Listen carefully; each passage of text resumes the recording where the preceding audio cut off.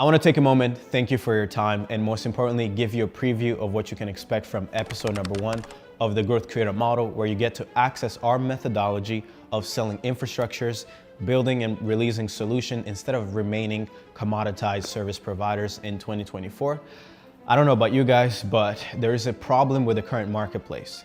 There is an oversupply of people selling solutions, but the demand for these solutions is not keeping up with this supply. What ends up happening is us as service providers, us as people who sell solutions to business problems, then we're stuck competing with each other. And when you're competing with 1,000 other people selling the same service as you, whether that be YouTube, content, short form, lead gen, paid ads, funnels, email, name the mechanism, name the acquisition channel, name whatever, there is 100 other people doing it, pitching the same person that you're trying to pitch. What would give you the power, the pricing power, to be able to charge enough money to be able to afford the things that you want to be able to afford in your life? You probably want to live in a penthouse. You probably want to be driving a Porsche. Those things are luxury items. They're expensive. And the reason why they're expensive is because they're scarce, okay? You want to live in a penthouse? There's only 4 units of penthouses in any residential building. Only 4. But there are a lot of 1 bedrooms, 2 bedrooms, 3 bedrooms, and the prices are pretty average. It's the same thing happening with the current supply, with the current service market. There's a bunch of people selling the same thing, 3 bedrooms, 2 bedrooms, 1 bedroom, and it's an average pricing. What we want to do, because since we want to live in a penthouse, is we want penthouse pricing. We want $15,000 a month. We want $20,000 a month, okay? So, because I know that we are all working hard so we can live instead of working hard so we can be slaves, I had to figure out a solution in 2021 when I was making $30,000 a month, stuck as a slave in my own business.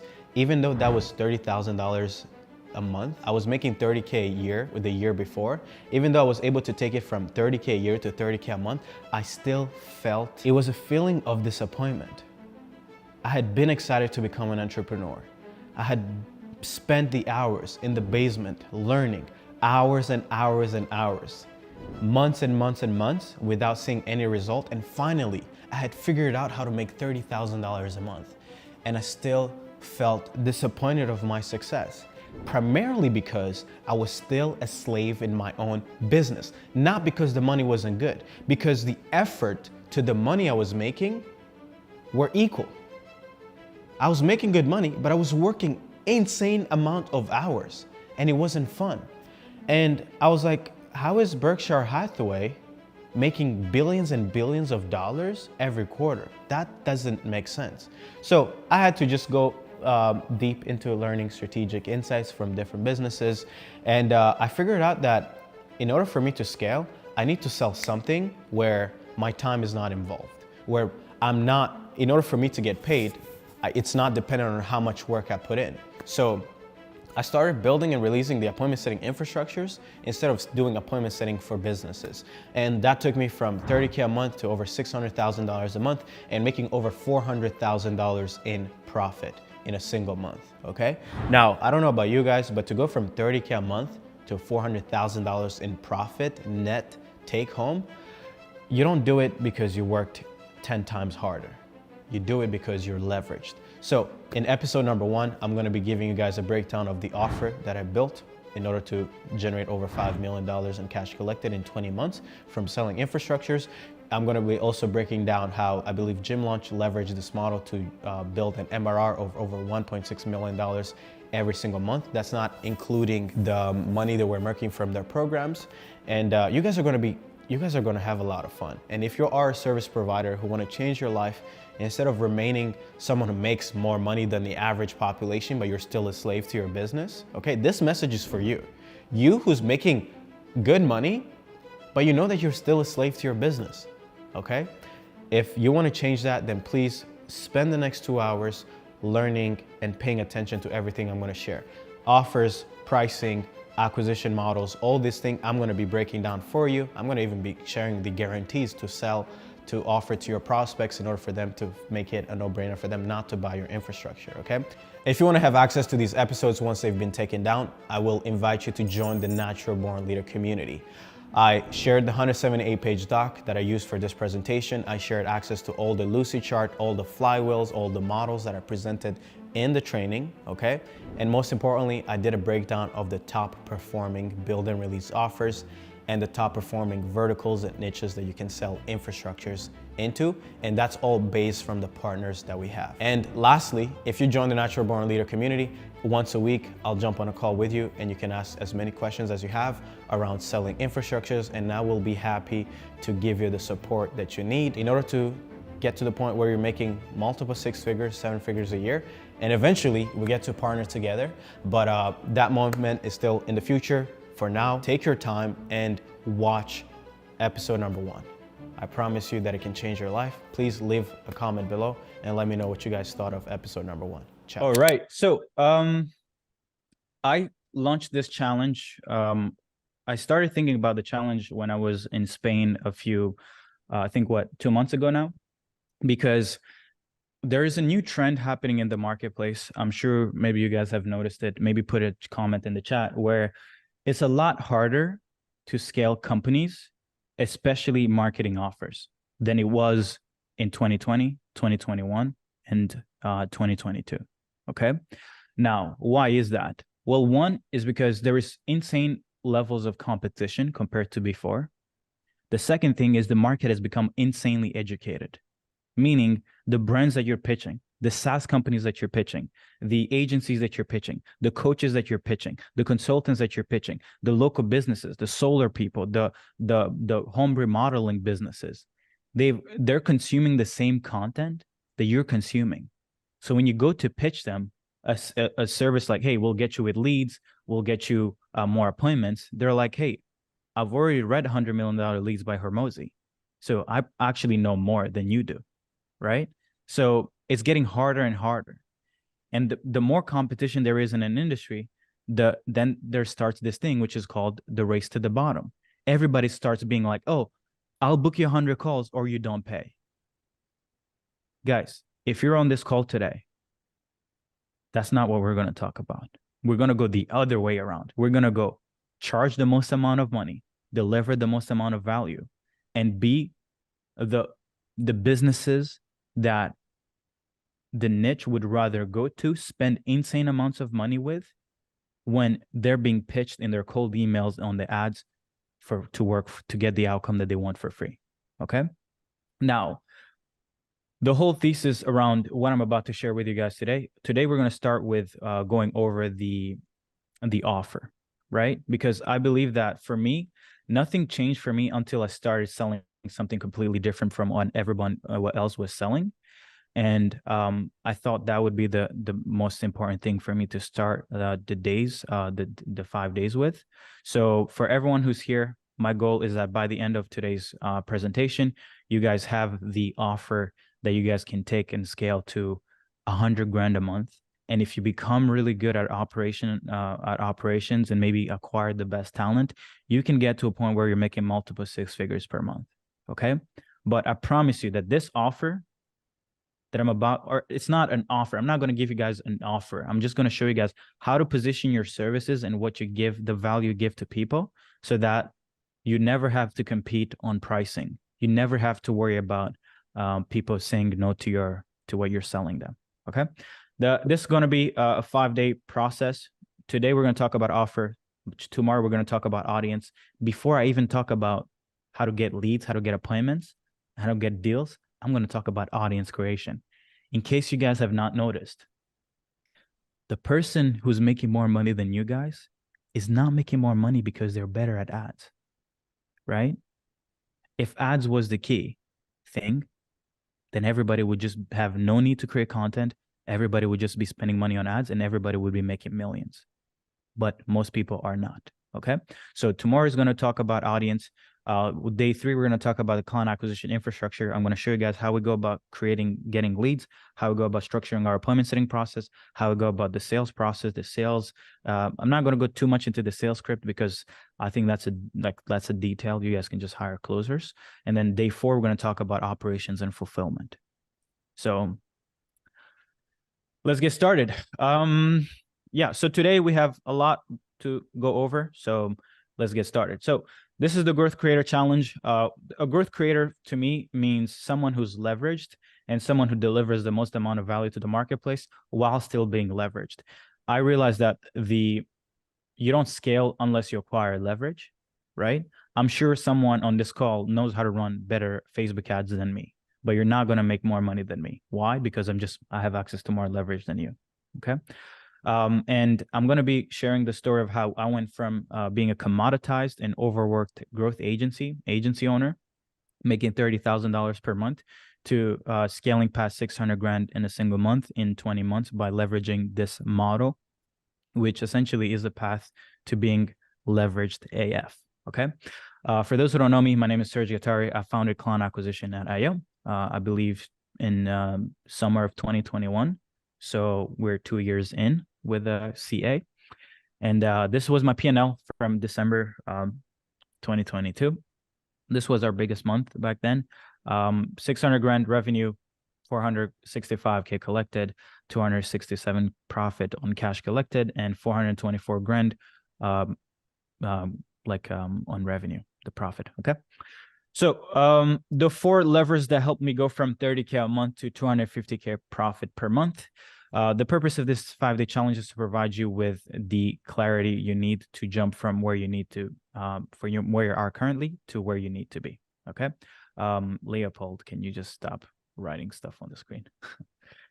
So right now, some of you guys, this training is not going to be like, okay, how do you go from 0 to 10K a month? Although if you model the offer I'm going to share today, you could literally go out there and just make 10K a month with 2 clients from just having the right offer. But today I'm going to be talking to the people who have experience, but who are stuck in the same position. In order for you to go from this situation to where you're making 100 grand profit a month or more, you need to introduce these 4 components and you need to dial them out. Okay. If you take action on everything I'll show in the next 5 days, growth will be inevitable. Most of you guys are probably stuck in this flywheel, which I'll be covering later on. And the goal is, how can we take you guys from here, where you guys are in a slavery flywheel, where you're just making enough money just to afford staying in the game, but you're not actually accessing freedom. Okay. And my goal is to introduce this growth creator flywheel, which has allowed me to scale Client Acquisition at IO. Okay. Briefly, who am I? My name is Serge. I was born in Rwanda. So for those who don't know, I'm right now I live currently in Canada, Montreal, but I actually moved to Canada when I was 13. I was not born here. So these are my 3 brothers. So I have 3 brothers, older brothers. We're all boys. So that's we have it's not a big issue, but I think we did fine. I'm the youngest one here. As you guys can see, I knew I would be doing challenges, so I was ready for the camera. So that's that. Now, so fast forward, went to school, moved to Canada with my brothers, and went to high school, then went to college. But then in college, I didn't drop out of school. I know a lot of people say, oh, drop out of school, but I didn't necessarily intend on dropping out of school. Just one semester ended and I got an opportunity to go door knocking. And the guy who was door knocking was driving a Porsche at like 23 years old. And he was making at least 6 figures a month. And I was like, Jesus Christ, I want to do that. Okay. So I dropped everything. I didn't drop everything. We were in the holidays. So I went door knocking and I started selling door to door during winter. Right. But the issue with selling door to door in Canada is that it's super hard. And I was selling like high ticket products like HVAC. And it's super, super complex to sell.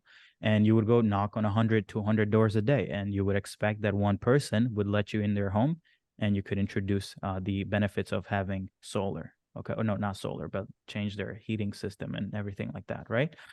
I didn't last in that industry because I didn't enjoy the fact that you would go to people and sell them a $10,000 product and charge them 10% interest every year, which ends up over 7 years or 10 years being double the cost. So I was like, I don't want to scam people. So I just dropped out of that opportunity. Then I went into insurance.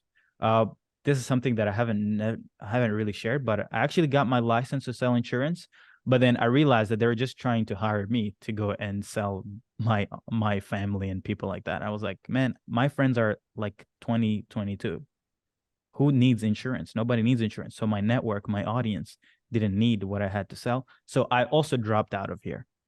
Then what I ended up doing after is I went and got a job at this e-commerce called Good Food, right? They ended up scaling in like 3 years, 4 years, maybe to like $500 million in revenue every year. So they were making like 400, 500 million, especially during COVID. And then, as you guys can see, I'm the guy here on the right, and this was a team. I was part of like the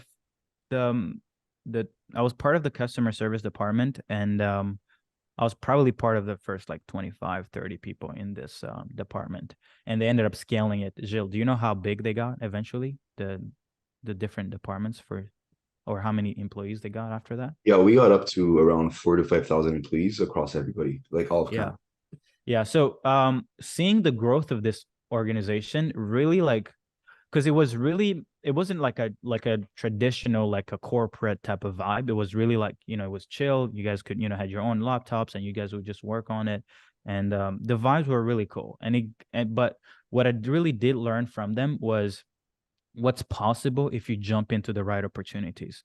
So yeah, it was a great time for me. I worked there for 2 years, but while working there, I was using every paycheck to buy online courses.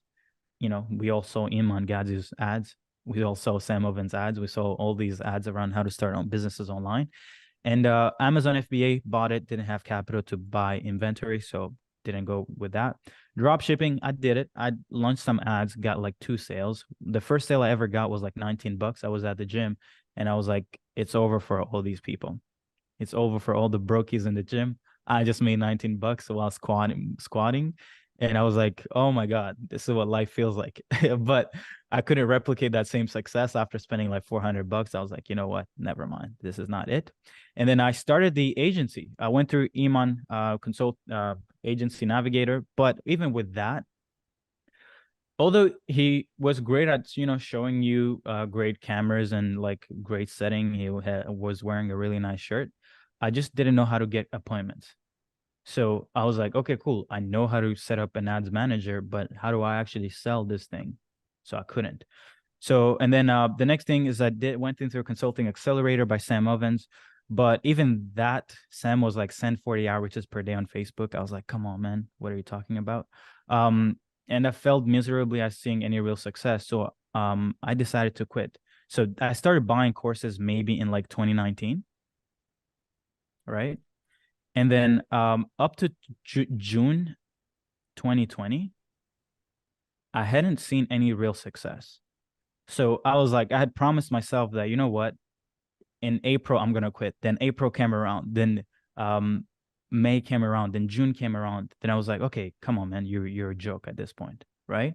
So, but one of the things that the CEO of Good Food told me, one of the founders, he said, be naive enough to believe your dreams can become a reality. Okay. And when someone who's built a multiple nine-figure business tells you to be naive, you go naive. Okay. You go all the way. So I ended up realizing that even though I had 0 clients, my thought process was that trying to earn 2K a month and 30K a year on my 9 to 5 was keeping me from earning 30K per month. So I had the courage to quit.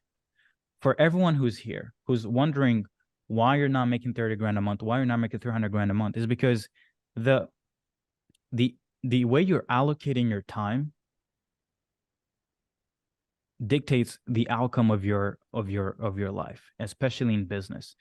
If you're making 5K a month, if you're struggling to make 2K a month, trust me, it's because most of your time you're spending it doing things that have no value. Okay.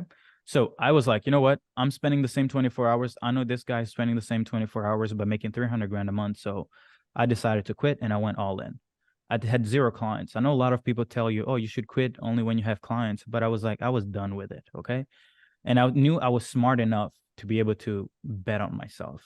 And this was, I think, back in 2019. I used to read a lot of books, Napoleon Hill, all that good stuff.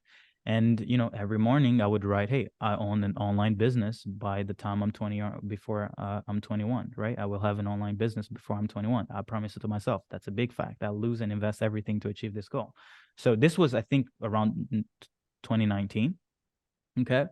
And I ended up quitting when I was 22. So technically I had no business up until I was 22. And this was before I was 21, guys. Okay. So it doesn't mean that just because you're desiring the goal is going to happen on your own timeline, but the goal is you should keep desiring the goal and keep chipping at it until you get it. Okay. September of 2020 is when I signed my first client. So I think a few months after quitting my job. And no amount of money has ever made me feel as happy and accomplished as this $4,000. Like making $500,000 in a month is nothing compared to the feeling of this. Do you know how good it feels to go from writing down before you go to bed that you're going to own a business to getting a stranger on a call, showing them how you can help their business and getting them to wire you their hard-earned money and they don't even know you? That thing felt like it was magic. It's been a minute since I've read the Alchemy book, but like I literally felt like I was converting nothing into money, right? I was like, what the hell did I just do? And if you've ever done this, please don't ever forget that being able to get strangers to pay you is an amazing skill, right? So don't ever like disregard just because you're not making $1 million, think that you're not good. You're super talented if you've been able to accomplish it.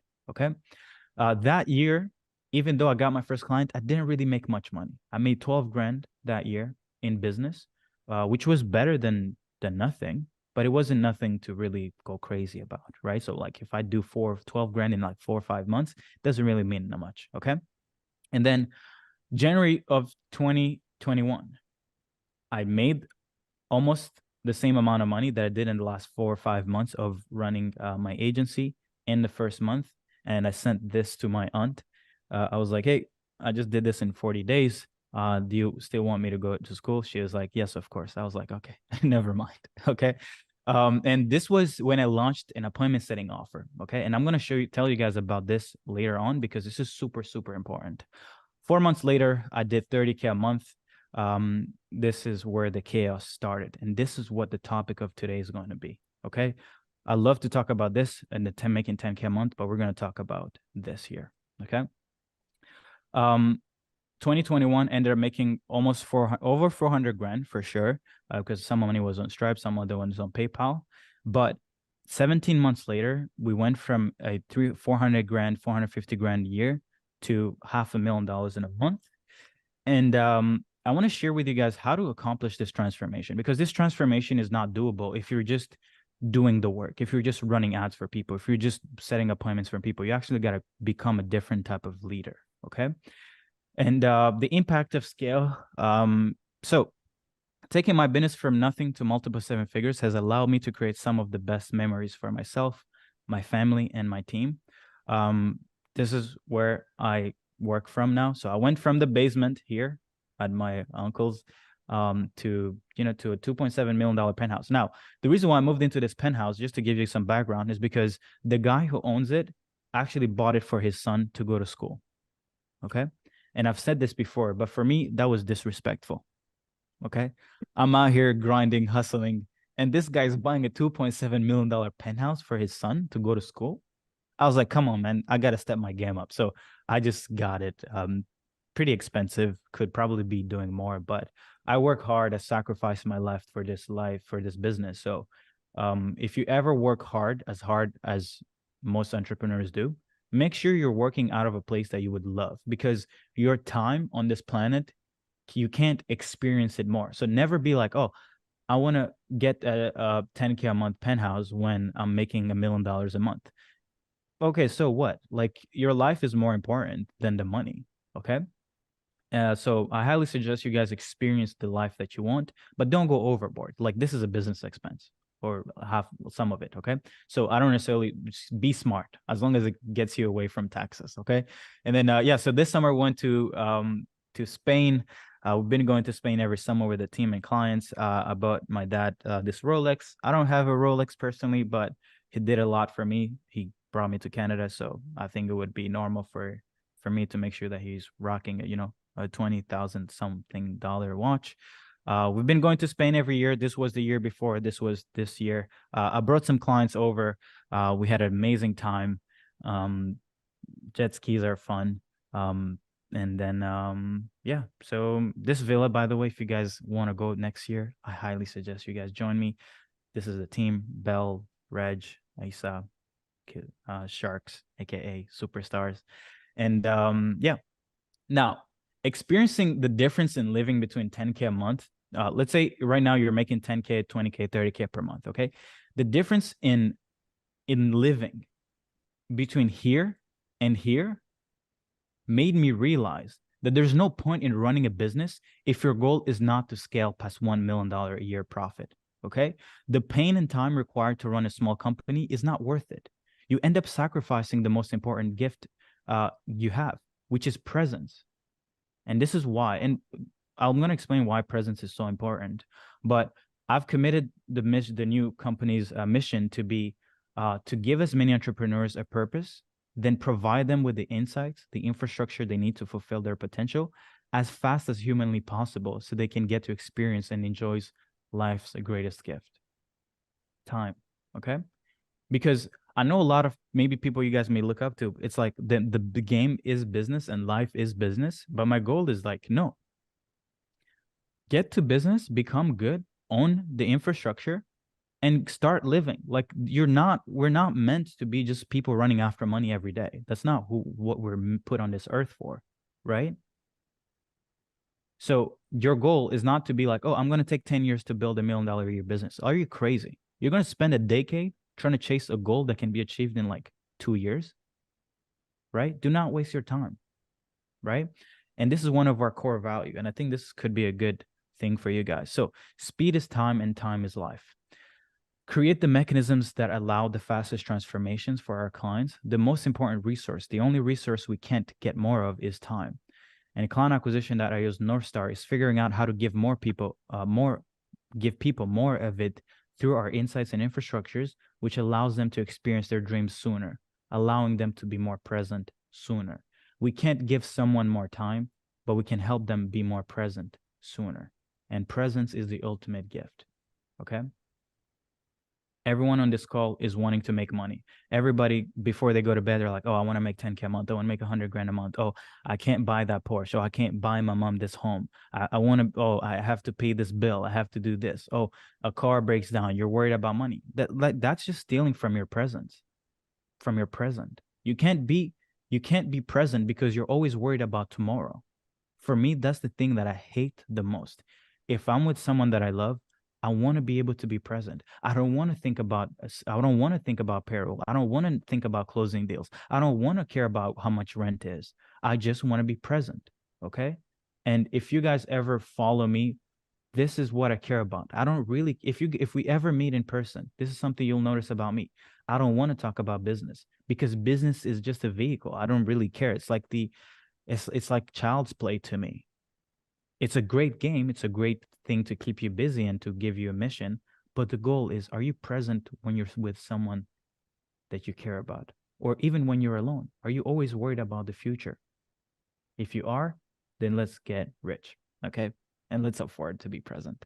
So today's training will be the most valuable for people who are tired of being a slave to your business. So that means every single thing. Clients get onboarded, you have to worry about it. Clients need a refund, you have to worry about it. You need to get calls, you have to worry about it. You need to close deals, you have to worry about it. Clients need strategy, you have to worry about it. If that's you, then I'm sorry, but you're a slave to your business. You just have a job, okay? This is going to be also good for you if you're starting if you want to start delivering better and faster results and become the leading expert in your industry. If you're tired of being a commodity, if you're tired of getting on a sales call and someone being like, oh, but I just spoke to this guy from Pakistan and he's charging me $200 for a website or for Facebook ad or to book appointments. Why are you charging me $5 grand? Right? If that's you, then let's stop that. Okay. And if you're tired of feeling like you need 100 clients to make 100K per month, then this is going to be super good for you. It's going to be good for you if you're sick of seeing people just like you earning 10x to 100x more money than you every month in the same industry as you. If you're finally ready to be a superstar, entrepreneur, leader, and founder you were born to be. I want to show you guys this quick win with Oliver, who we have today. I'm actually going to be introducing him today. But this is a guy who's also from Montreal. He joined GCP, which is our main flagship kind of like partner / support program. He joined July 14th. And that month he did 30K a month in revenue. And last month, so 2 months later, he did 77 grand in revenue. Okay. Now, the goal of today's call is this thing that he said here. The craziest part is that it was 100 times more work to achieve 30K in July than it was to hit 75K. During that month, we onboarded 60 new clients. It was an absolute nightmare to manage. This month, we only signed 6. So he went from 60 clients at 30K a month. So he was offering like some consulting for $500. And then we helped him create a new offer, which is a higher ticket. And he got 6 clients and made 77 grand in revenue, which is, it means that he doubled his revenue from 10% of the clients. So imagine doing 10% less work, but making twice as much money. And here is, one of our clients, Alex, asked, hey, what's the biggest reason that helped you the most to get better results compared to July? Would you say it's the offer, the niche, or something else? 100% because of the new offer. We used to charge $500 for coaching services aimed at beginners. It was pretty much impossible to scale 40 to 50K unless we built a huge team, which would have been horrible. Also, working with more sophisticated, established clients has made it easier to deliver results because they can actually afford to invest in hiring and systems. Okay. And yeah, so this is what I'm going to be going over today. And then I'm also going to be interviewing Oliver. So you guys are going to get a good chat out of it. Okay. So before we get started, turn off all electronics, use airplane mode, close all tabs when joining the next 5 days. Don't be distracted. I believe the next 5 days have the potential to change lives, but I need help creating more awareness. So I'm going to ask you guys for one thing. We have over 282 people attending today. Just take a pic of this challenge, tag me on Instagram, tag me on conacquisition.io, tag my page on the company, and then I'll reshare you guys at the end of today, and then I'll be sending you guys an amazing gift if you guys do it. Okay. So just put more awareness to this because I got some amazing things to share today. Okay. And also take notes, and most importantly, block time on your calendar for execution, because today is not going to be just learning. I actually want you guys that as you learn, one exercise that I like to do is I like to block out time on my calendar the next day. Okay. So I would block out from 9 a.m. to 10 a.m., implement on everything learned from day 1 of the challenge as an example. The faster the growth comes from your rate of learning, but also rate of change. So if you're not changing as fast as you're learning, you're going to be stuck in the same position, asking yourself why you're still where you're at. Okay. For those who want to have the recording and the assets that are going to be shared, this Google Doc and everything like that, you can get the VIP ticket. On Friday, we're going to also be spending some time together, and I can do Q&A. Okay. And for those who have bought the VIP already, we're going to send you guys an email with the link to the form for you guys to fill out your questions. Okay. So please check the email. We're going to be sending it in the next few days or few hours, and then you guys can fill out your questions there. Okay. Now, what will the next 5 days look like? 100K a month to 200K, 3 mil a month offers. So this is what I'm going to be talking about today. How to create offers that make it unreasonable for your market not to experience success. And day 2 is going to be 500K a month audience creation framework. How to stop selling and start being desired. Day 3 is going to be 500K a month leverage client acquisition infrastructure. I'm going to break down our funnel. And then 1 mil in 90 days fulfillment infrastructure. I'm going to show you guys how to be leveraged in your fulfillment. And then day 5, we're going to talk, we're going to have a $5 million Q&A. And then for VIP ticket holders, you guys are going to be joining me. And then we're also going to be breaking down a lot of things. Okay. Okay. Now, this part is going to be so I had created this training without this part. But then last night after coming, I went to see this movie. I went to see The Creator, which is a good movie about AI. I think if you guys haven't checked that out, go check it out. And I needed a simple way that I could explain what we're about to cover today and over the next few days. And I know everyone here talks about leverage, right? But I don't think people have explained it as well as I'm about to. Okay. And you guys can rate me on how I'm about to explain this, but I think this is about to be the best explanation around leverage that you guys have ever gotten. Okay. Who's ready for me to explain leverage? Just put it in the chat. Drop it in the chat. Let me know. Drop it in the chat because I'm about to break down some leverage and then it's going to be sick. Okay, cool. So before I explain leverage, so the word leverage is derived from the noun lever. Levers have been used for a long time. The term lever in science is used to describe an arrangement where input effort is magnified by certain times so as to produce higher output force to lift the load. Okay, so essentially, leverage or a lever and fulcrum are meant to magnify the inputs. Okay, you put in the same effort, you get more out of it. And I'm sure you guys have heard of Warren Buffett say, it doesn't matter how hard you row, it matters which boat you get in. Okay, but it's not about the boat, it's about how much leverage you have in that boat. Okay, and the reason why I want to talk about leverage is because there's two ways of running a business. You're someone who's been doing the same thing. Okay, you're working hard every day, you're pushing, you're at the end of the week, Saturday, Friday, you're like, I'm so dead, I work so hard. Okay, but when you look at the revenue of your company, you're like, well, it stays the same, or it's medium growth. Maybe you're growing 10-20% a month, and you're like, what the hell is going on? When you're seeing others go from literally making 30K a month to 300K a month in like 6 to 12 months. That's what I want to talk about. And in order for me to explain it, I need you guys to understand leverage, because until you understand leverage, nothing else matters. So let's go over the explanation.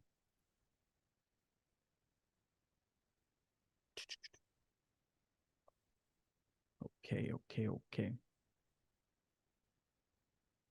Second, trying to find it.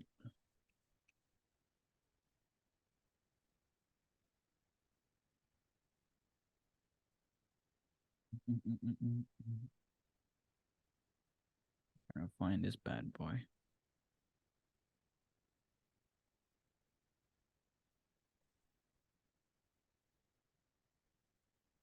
Okay, and then also some of you guys will be able to access this because there's going to be some good stuff here.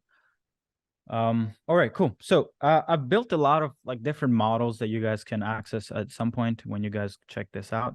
Owning attention, content roadmap. I'm going to be sharing this later during the next few days. Okay, so check this out. We all know leverage, right? So you have a ton here, you put in effort, you can lift a ton, right? But in order for you to lift, let's say $1 million or to produce $1 million alone, you cannot do it alone. Okay, you need leverage, and leverage is made up of a lever and fulcrum. Okay, now here is what most people do in their business. They're like, oh, okay, I'm gonna put in effort. Now, what is effort? What can effort be made out of? Effort can be made out of your time being put into the thing. It can be outreach, like how much outreach are you doing, or it can be how much money are you putting in. Now, most people don't understand. They're like, it doesn't matter if you're even a millionaire. You only have so much money you have to invest in the actual system, right? Outreach, you can only do so much outreach. Hours of work, you only have so much hours in a day, right? So if you have no lever or fulcrum, no leverage, then the amount of load, the amount of revenue you're going to be able to get out of your effort is going to be capped. Why? Because this times 1 equals 1. If I put in a certain amount of effort, a certain amount of money, that it is just going to be, let's say it's 1 input, I get 1 output back, then I'm going to make 10K per month. So if you're stuck at 10K per month, don't worry. It's not your fault. It's just that you have no leverage. Okay. Now, in order for you guys to go to this, okay, because this is where we're trying to go. We're all trying to make millions every year. If you're not trying to make millions every year, then you're going to be, there's no point in running a business because it's just too painful. Now, most people think that even when you're trying to make this type of money, that you don't have like that the efforts is infinitely higher. That's not really it. It's just that the same efforts are being essentially pushed into a lever and a fulcrum that magnify the efforts. Okay. And over the next 5 days, this is all I'm going to focus on. My goal is to show you, how do you get the most leverage out of your offer? How do you get an audience, which is the next lever you should pull? And how do you get the most leverage from your acquisition? And how do you get the most leverage from your fulfillment? Because if you times, even if it's just your same 8 hours of work per day, times the right offer, gives you infinitely more from the same effort. So as an example, let's say someone is doing 200 outreach per day, right? Or spending $200 per day on ads. it doesn't matter. Not everyone is going to be able to do 200 hours per day. Not everyone is going to be able to spend $200 per day. But if you take one person who's doing it and they don't have and really build a great build and release offer on the front end, then they're going to end up booking, let's say 10 calls per day, or not 10 calls per day, but let's say they're going to book 10 calls per week, right? And from these 10 calls per week, the person who has the most leverage on their offer is going to close what? 3 and 4 clients out of the same calls. And the person who has a shitty offer, who has no leverage in their offer, is going to be like, oh, I just booked 10 calls. I didn't close anyone, right? You need to get your offer leveraged AF, okay? And this is the thing I want you guys to do. Don't worry too much about the inputs. Worry about the lever that you pull, or that your efforts, that magnify your efforts, okay? I did not get here from working harder. I just asked myself, okay, how can I build the best offer, get the audience, get the acquisition, get the fulfillment, so that when I work 8 hours a day, 5 hours a day, 4 hours a day, I mean, to be honest, I was working like 20 hours a week when I was doing these numbers, right? So I had the most amount of leverage. So I want everyone here to understand that this is the thing you need to work on. You need to work on getting your lever and fulcrum dialed in, okay? And over the next 5 days, we're going to be talking about this. So let's go back to here. All right, cool. Now, how do you get your offer to be leveraged? It's simple. Make it unreasonable for your prospects not to experience success, and you'll be rewarded infinitely. I'm about to walk you guys through how one offer accidentally made me my first 100K a month, the build and release offer structure, and how Jim Launch leveraged the same offer structure to generate $46 million in profit in 3 years. By the way, props to Hormozy. Like, doing $46 million in profit take home in 3 years is insane, right? And how you guys can apply this offer to e-com, SaaS, sales, appointment setting, coaching, consulting, whichever niche you guys are in. At the end of this today, you'll know how to create the offer that will get you to your first 100K a month. If done right, you only need 3 to 4 months to pull it off, okay? And so let's go through it. Now, before I go over the offer structure, I want to show you guys the current issue with most businesses. And it doesn't matter. I'm talking about agencies and consultancies, but this also works for coaches, by the way, okay? And here is the issue. The current flywheel that most people go through, or most people who've started a business because they went through courses, they were told, oh, sell Facebook ad, sell appointment setting, sell funnel building, sell Facebook ad, sell short form content, all these commoditized services, okay? And what ends up happening is when you bring an offer to the market that is commoditized, you get a low closing rate. You only solve one obstacle for that prospect, and you're just doing it like everyone else. So then, therefore, you get to only charge low ticket prices. When you charge low ticket prices, you have no leverage because you can only afford to pay yourself and your contractor. So you can't afford superstar talent. Now, if you don't have superstar talent, guess what? Then you get average results for your clients, or you just don't get them results whatsoever. Well, what happens then is you have an insane churn rate. Now, since you can't retain your clients, your lifetime value per client is pretty shit. Now you can't afford to acquire clients, and you can't afford to retain anybody. So now every single thing you do, you're just working hard only to stay in the same position. Who here is currently feeling like all they're doing is just running around chasing clients only to get a little bit of money? You get excited, but then after that, you're just back in the same position a month later. Who here has experienced this flywheel where it's like you're just working hard, getting the clients, but nothing is really happening, right? In the beginning, it's all sunshine and rainbow, right? Because you have one contractor and profiting 50% of your 3K a month retainer, or your whatever 5K program sale. Then you start investing in acquisition, lead gen, appointment setting, sales, and that takes 50% of your monthly retainer, sometimes even 100%. But you're hopeful to be profitable on month 2 and month 3. But then you realize that you can't deliver consistently to your clients because of other problems in their businesses. Maybe your client's business model is messed up. Their pricing model is shit. They can't sell. They can't get people to show up. They can't fulfill. So now you have the following options to solve these. Option 1, hire other experts and contractors. Well, if you do that, then you will have no more profit left because you're only making 3K per client. Option 2 is the client leaves. Well, you spent a lot on acquisition, on acquiring the client now, right? So that means that you weren't profitable on month one. So now if the client churns, then you also are left in the same position where you have what? No profit from that client. So both options actually lead you to not making any money. So most people will just double down on marketing and acquiring more clients to replace the old one that they just lost. And over time, your niche becomes more and more resistant to your offer. It gets super hard or expensive to get prospects on sales calls. And when you do, they start comparing you to others, which leads you to charging way little money. Okay. If you've experienced this today, then today's your lucky day. I'll make sure you never experience this pain. Now, let me go over how one offer accidentally made my first 100K a month. Lesson number one. Okay, this will come to those who are kind of like stuck, who haven't figured out the right thing to sell, or haven't made their first 6-figure plus month. No, not month, but like a year.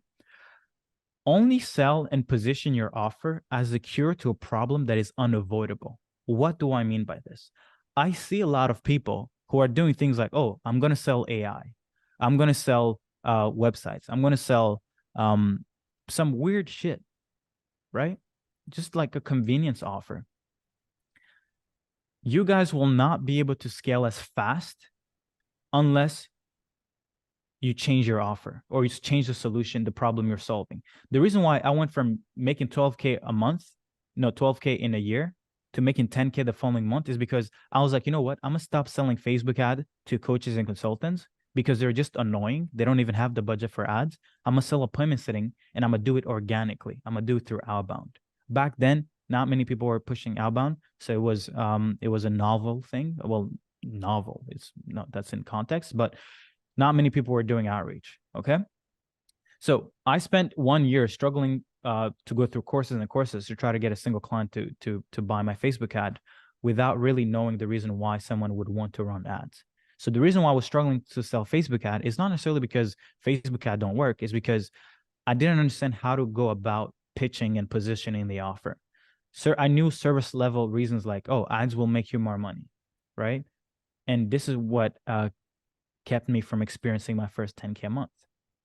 In 2020, I made the decision to stop selling ads and sold appointment setting, not because it was trendy, but because I experienced the pain and the doubts that came from having an empty calendar. I had felt the pain. I knew the real pain. So when I was selling it, I was like, hey, bro, I know you're struggling. You can't get calls. So it's like, you're either going to pay or you're going to stay in the same position, just complaining and dying and doubting that you can even scale your own business, right? So I offered an affordable solution to the market. 45 days later, I hit my first 10K per month, right? So this is the first thing. Sell the thing. And for everyone here, I think appointments is still a good thing to sell. Everybody wants more appointments. So if you guys are, if you're anyone who's growth agency, growth consultant, you better figure out a way to build infrastructures to help people book calls. Okay. Because that's the thing that really scaled the hell out of my business. Okay. Now, the next thing that I also had was churn. I was losing every client, right? So I would acquire clients, but they would churn after a month or two. Now, inputs multiplied by 0 is 0. It doesn't matter how hard you work and how many clients you acquire. If they're all churning, you don't have a business, right? While running my appointment setting agency in 2021, doing around 30K per month, I had a big problem. My clients, most clients would churn after 30 to 60 days, not because I couldn't deliver results, but because of other problems like they had really shitty offers. Their sales process was not good. The scripts was not good. So it led me to every week, I had to go run after new clients, book calls, take calls, close deals, onboard clients, create strategy, and launch campaigns. And I would experience low margins because I wasn't charging high enough anyway. And I would also not be able to hire better talent who could take care of client success and also helping me close, also head up systems, run operations. So I started feeling like I had given up one treadmill, right? Which was the 30K a year job, for a more glorified treadmill. So I was in a rat race, but this rat race is just more glorified. Who here feels like they're just running a glorified rat race? Yes, you are running your own business, but you're actually even in a crazier, even worse rat race because now you have to do everything to stay in the same position, right? And for me, it didn't sit with me right, especially as I started seeing people left and right generating 100K a month to 500K a month, I was like, come on, are you kidding me? I'm working every day. I'm getting the clients, I'm closing the deals. But how is someone else making 300 grand a month in the same industry as me? I couldn't understand how. And I was working as hard as I could to make 30K a month and couldn't see the light at the end of the tunnel. I had no ideas as to how I would scale to 100K per month, right? Comment in the chat. Who here is currently in this position? I'd love to see who here is in this position where they figure out that offer, something that the market wants. You're getting calls, you're closing deals, but you're still at the end of the month, no matter how creative you get, no matter how many pieces of content you get, no matter how many ad spend you put out, you're just running twice as fast to stay in the same position. I think in Alice Wonderland, there's this quote that says, in this world, you have to run twice as fast to stay in the same position. Most businesses exactly like that, right?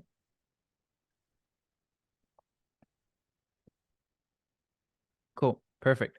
So today, that's really my goal. It's like, how can we stop being crazy hard work? Because I'm sure Warren Buffett makes like $19 billion profit from Berkshire Hathaway. And they have like a team of like, I think they're like less than 50 people. Can you please guys explain to me that? How are we, the service providers, grinding every day, helping people get the attention, helping people get the content, helping people book the calls, helping people close the deals, and we can't even scale past 50K per month? And some guy is making $19 billion in 90 days. Doesn't that like trigger something that's a little like, for me, when I hear that, it pisses me off, right? And that's where you need to actually question your beliefs. What are you doing running around trying to just get appointments? What are you doing trying to just close a deal on a retainer basis, right? Why? So for me, I had to question what I was doing, right? And I figured it out by mistake, okay? And this is something that I want you guys to understand. The presentation I'm giving you to you guys, like in hindsight, I did a good move, but I didn't necessarily know why I was doing it. For me, the thing that triggered me to change, what led me to going from an appointment setting agency to client acquisition.io, was one thing and one thing only. It was client results. I couldn't handle generating calls and have them not closed or not being able to generate calls for my clients because of the following. They were selling bad offers and bad services, and they were pitching niches that were super competitive, right? The market, like I had clients who were selling Facebook ads. I was like, oh my God, what's going on with this offer? People had become numb to that messaging, especially in e-com, right?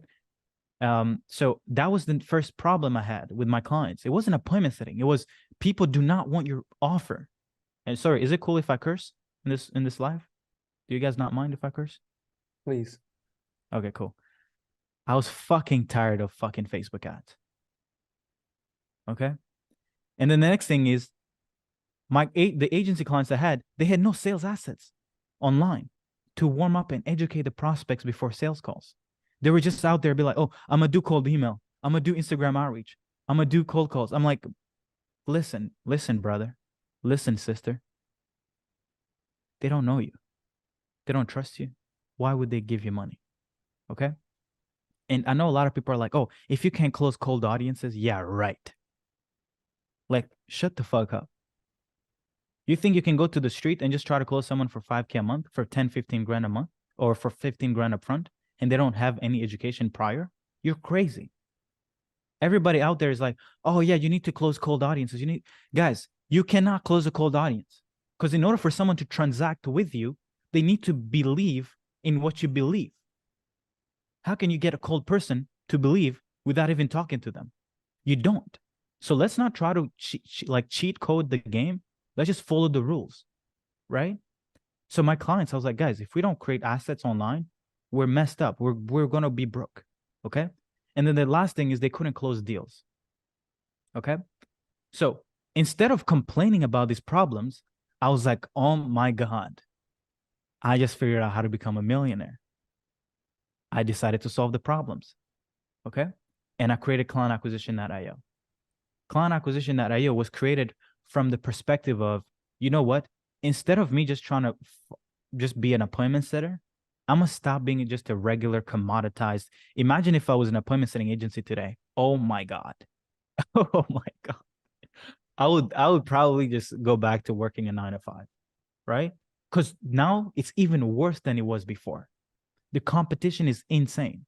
So what I did is I literally said, hey, I'm gonna go from 30K a month. I'm gonna go back down to $14,000 a month, right? Why did I do that? Because I was like, I'm gonna spend the time researching, becoming smarter, building infrastructures, building SOPs, documenting the best offers, the best niches, the best sales process, the best outreach channel, the best sales scripts.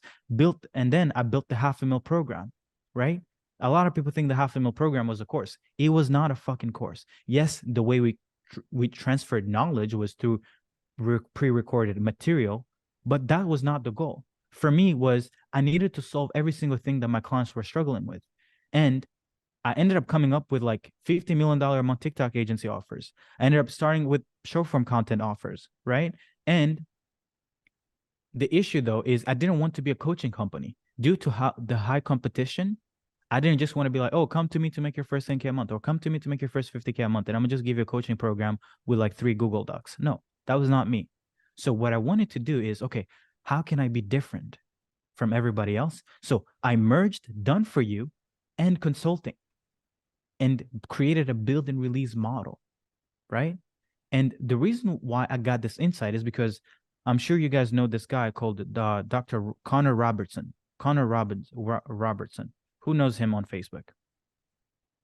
Put it in the chat if you know the Connor Robertson. So back then, I was making 30K a month, okay? And they were making 150K a month, selling a build and release acquisition system with cold email, right? I was like, wait a minute. So you guys are selling something for 5K and you guys are just building it once and then releasing it into a company and you guys are making 150K. And then most of the delivery is done by like a team that is like not necessarily that expensive. I was like, interesting. Now, I didn't just do the cold email system. Instead, I would do even more. I would analyze the company's offer, and based on data that we have, based on the trends that we were seeing, we would either improve their current offer or we would build a new offer. And then one of the best case study that we got was Amar, who went from running a Facebook ad agency. The most he had ever made was 20K a month with his I think Facebook. Then he did Snapchat ads. We said, hey man, stop any of that. Just start this TikTok agency. We're seeing a lot of trend in UGC. And in 7 weeks, he built a 60K a month agency. 7 weeks, guys, right? And then the next thing we did is we'd build their outbound campaign and we would place a trained setter in their company instead of managing the setter internally, okay? And then the next thing we do is we'd implement our sales process, scripts, systems in their company. And we went from just being a regular one service, one solution, one trick pony, I think that's what they say, one service company, to being specialized, building a specialized build and release offer. You would literally come to us and be like, hey, I want to be like baptized with success. And we would give you the offer, we would give you the outreach, we would give you the setter, and then we will build your systems. And then you would just go on and just implement. That means that the only thing you would really you would do is just let us do our thing, let us guide you. And this led to every prospect who saw our offer to literally feel bad not buying our service. Okay? I started selling it at I think 4K, 5K. But due to the high demand, I started increasing the price. I needed to optimize for the right price and the right volume. This is the big mistake a lot of you guys make. You guys think that just because you can charge high ticket, that you should keep charging like 15 grand. It doesn't make sense. You need to find the right middle ground. Because if you're charging 15K, but you're only closing 5 clients a month, which ends up being 75K, I think. But you could put it at 10K and maybe sell 20 clients. Now you just made 200 grand. Okay? You need to find the right price for the right volume. You also don't want to be super expensive because Serge said, go fucking expensive. No, Find the right middle ground where the volume is also good with the price. Okay. And the same people, and this is the funniest thing, the same people who were complaining about my $1,250, $1,500 done for your appointment setting, done for your agency pricing, were comfortable doing what? Paying $5,000, $8,000, $10,000 up front, even up to 15 grand. I had people from India, and this is where I knew like this build and release offer is insane. I had kids from India, guys. Like, and the reason why I say India is I'm not saying it's not like in India. I love India. I need to go there. I need to book. I'll tell my assistant to book a flight to India after this call if I can. But guys, do you know what it means to spend 10 grand and you're from India? It's ridiculous. Even when I quit my job, I was living in Canada, you couldn't have sold me a 2 grand offer, 4 grand offer, right? I was cheap. I was scared, right? But this build and release offer was the positioning was so great that they were like, you know what, Serge? I'm going to sell my dad's car. Let's work. Or I'm going to get my family to give me the loan. Okay. And that's how we ended up collecting like ridiculous amounts of money, right? So from 1.5K to 10K offer. Now, it's good to have the offer, but like why? What is the inherent reason why people are willing to pay 10 grand when they were complaining about 1.5? Here is the thing, and I want you guys to pay attention. People buy results, not the process. And people want results when? Now. Selling your offer with the defined end allows you to 2 to 5x your price because your prospect is the most excited and willing to spend to experience the outcome. Let me make this clear. If right now you're selling a service and you're like, oh, this is a 12-month service, this is a 6-month service, blah, blah, blah, blah, blah, cut the bullshit. Be like, hey, you're going to pay me in 90 days. Our goal is to get you this outcome. If you set a specific end for your offer and you do it fast enough, what it does is when the person is in their mind, they're like, oh, okay, so I could pay an agency 2.5K a month. And then they're going to take 3 weeks to set up their ads manager. They're going to start spending money in 2 weeks, 3 weeks. But you're telling me that if I paid you 10 grand up front, 15 grand up front, 25 grand up front, that I could get the thing that will create the success in my business in the first 2 weeks? What do you think that does to someone? It changes their perspective entirely around pricing because they're like, okay, I could spend 6 months to try to get to 50K a month, or I could just pay you 10 grand and I could get the thing that creates the outcome in 4 weeks. People buy right there and then. Okay. So it's super important for you guys to understand that. Okay. So that changed everything. So, and here's the process. The build and release offer for our clients was people would pay an invoice. In 48 hours, they would have a proven offer. In 7 to 10 days, a team of trained appointment setters taking care of generating attention, leads, and appointments would be placed in their company. In 15 to 30 days, we would have them close their first deals. All they had to do is pay the invoice, allow me and my team to build a 50K a month infrastructure, and they just focused on closing deals. Even though this was a 4-month process, the infrastructure, the value, and the results had to be delivered in 2 to 4 weeks. If you ever work with us, this is something you'll notice. Our program right now is like 4 to 6 months, but we're not going to take 6 months to get you to money. Like we want the money by day 10. By day 5, we want leads and appointments to start flowing in. So what you're paying for, you're not paying for 6 months. You're actually just paying for faster results. The 6 months is just for us to be there because once you start making a lot more money, you'll have bigger problems than just making money. Okay. And I believe that no one till this day has built the infrastructure like we have at clientacquisition.io, making it easy for agencies and consultancies to scale. It takes operational excellence, in my opinion, to pull off what we've been able to do effortlessly. Okay. Day 4, I'm actually going to go over fulfillment, right?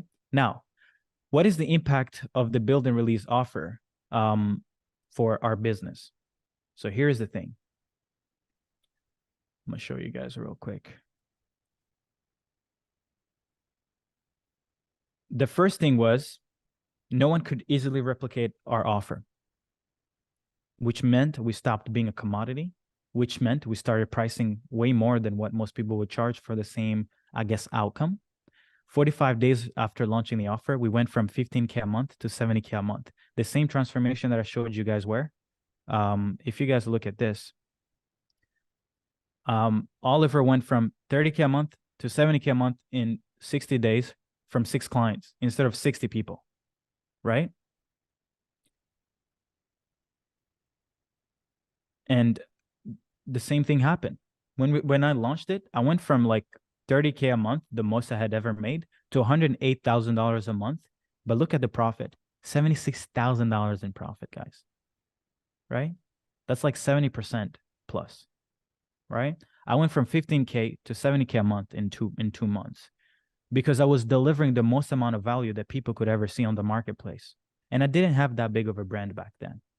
70% profits, people could afford to remove, and I could afford to remove myself from the most important areas of my business. I stopped selling, so I stopped closing deals myself. I stopped onboarding people, clients. I stopped consulting mainly. I stopped building systems, and the profitability continued up to like 500K, right? If you look at this, 622 grand and 424K. If we did the math, 400. I don't know the math, right? But let's try to do 420K divided by 622,000. It's still 60% margins at 600 grand a month. Do you know who makes this type of profit even in the coaching space? Most people, to make 400 grand a profit, they actually need to be making like $1.5 million a month, right? And this is something that I want you guys to understand. This was back then. I was not spending a lot of money on ads. The prior 90 days of this month, I had spent $9,000 in ads in total, which means we had spent maybe 3 grand. But this is where I told you guys about leverage. Okay. Let me go back to the exact importance of leverage. So, and this is the reason why I'm doing this call, guys, because it's so important. So the reason why we did 600 grand and 68% in margins is the following. The offer was so good that even though we were maybe booking a few calls, maybe like 100 calls a month, we would close like 25 clients, 30 clients out of this. Why? Because the offer was a no-brainer, right? It was like the offer was giving us so much leverage that if I believe that if I would have spent like 30 grand a month on ads, we could have made over $1 million that month. Right? But I didn't.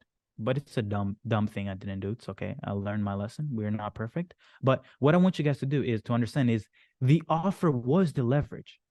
It was a lever. It allowed me to put the same amount of effort I had. And here's the thing. I had 2 closers, 3 setters, 4 setters. And I had maybe like 3 2 growth consultants, right? And then I had like a team of like 4 or 5 ops specialists, just to kind of like put everything together, the recruitment department, all that good stuff, right? So it was super leveraged. But the reason why we're doing this type of volume at this type of small scale is because of the offer, the build and release offer, right? I would give them everything they wanted. So exchanging 10 grand with me, it wasn't that bad for them, because at the end of the day, if they would have tried buying that from everyone else, they would have had to pay a growth consultant to refine their offer, or some coach out there. They would have had to pay an agency like 3K per month to run their ads or to run their outbound prospecting. They would have had to pay someone to help them with their sales. So at the end of the day, paying us was a steal, because they would get like 50, 100 grand worth of value from just 10 grand. Okay. Now, the beautiful thing is, by me getting access to a lot more capital, it allowed me to do what? I would go out there just paying people, being like, hey, do you want to go join my team? Do you want to build this product? Do you want to get this insight out there? And then we would get clients better results. So it wasn't up to me to be the smartest person on the team. I had now money to be able to afford better talent who knew more than I did, which means client got better results, more case studies, and a higher closing rate.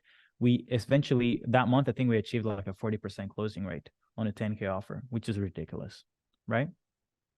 And then I was working like 20 hours a week, okay? Now, the flywheel, here is how it works. You have a build and release offer on the front end. You give someone, you showed them how you do what? You solve the whole gap. So I'll try to show you guys right here. You solve the whole gap, guys. Solve the whole gap. Don't try to be a Facebook ad specialist. Don't talk about funnels. Don't talk about nothing. Okay. You're not even an appointment setting agency anymore. What you do is you come into a company and you change the hell out of everything that needs to be changed in order to get the customer, the client, the desired outcome. And you charge as much fucking money as you can. Okay. No more, oh, I'm just an agency, or I'm just a lead gen person. Stop being a lead gen agency. Like, guys, there's no money in lead gen. It's like AI is going to do lead gen better than you guys in 2 months. Maybe by next year. I mean, to be honest, Facebook ad can probably decide better than you. So I don't even know why you guys click buttons anymore, right? Stop, become leveraged. Stop being reliant on a commoditized scale that is like clicking buttons. Like, that's great, but eventually an AI will have a model where that's like, hey, I want to find this cost per lead, find me the best audience, here's the money, get me the thing I want. And AI is going to do better decision making than you can. I mean, it's already doing it. You guys are not doing the lead gen. The platform is doing it. Okay. So what I want you guys to do is solve the whole gap with a build and release offer. Do it in the first 2 to 4 weeks. Once you've done that, then you want to say, hey, we won't charge you for every month. We just are going to charge you one time and maybe percentage after that during management, but it's going to be 10 to 15 grand. Are you ready to roll? Yes. Okay, cool. Perfect. And then you take this money, then you go afford the best people. The best people at what? At offer building, at paid acquisition, at appointment setting infrastructure. Okay. And maybe even some systems. Then you don't have to do anything. The people who are smarter than you go and deliver the results. And when they deliver the results in the first 2 to 4 weeks, what happens? Then your clients are like, oh my God, thank you so much for changing my life. Now you have a high retention rate because the person who's gotten better results will want what? They will want even more value from you as long as you keep outgrowing your client faster. You don't want to just be someone who just knows how to book appointments. You eventually want to become a better business developer, because eventually your clients may outgrow you. But if you stay ahead of them, you will always have something to sell them better insights. Okay. So this is the flywheel, and this is how you get to 100K to 300K a month effortlessly. You decommoditize yourself with a build and release offer. You charge a lot of money. You hire the best people. The people get better results, your clients, and then you just retain them. I'm going to show you guys retention after. And this is what has worked in SaaS. Clients closing $10K, $52,000 offers, $14,000 upfront, and then lowest is what, like 21? Stupid young, right? Dan was in SaaS industry, was selling, I think he started out with short form content too at some point. He was struggling to sell like a 2K a month retainer. And then once he started doing build and release offers in the SaaS industry, 11K deal closed, 12K deal closed plus 15%. And now I think they're almost trying to charge 25K upfront, which is super, super insane, right? They started ads in less than 24 hours, had 5 leads, 4 are qualified. So, and then also I'm going to show you guys that when you're collecting this much money up front, your ad spend is not you who's paying it. The clients are paying you to acquire them.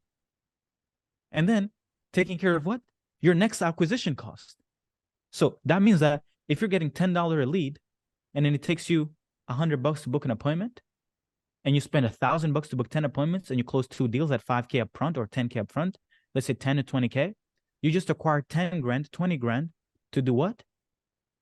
To take care of the liquidated cost of 1 grand in spend. You have 9 grand to 19 grand left to go and fucking spend for more clients. So technically, you're just cycling through clients' money to make more money.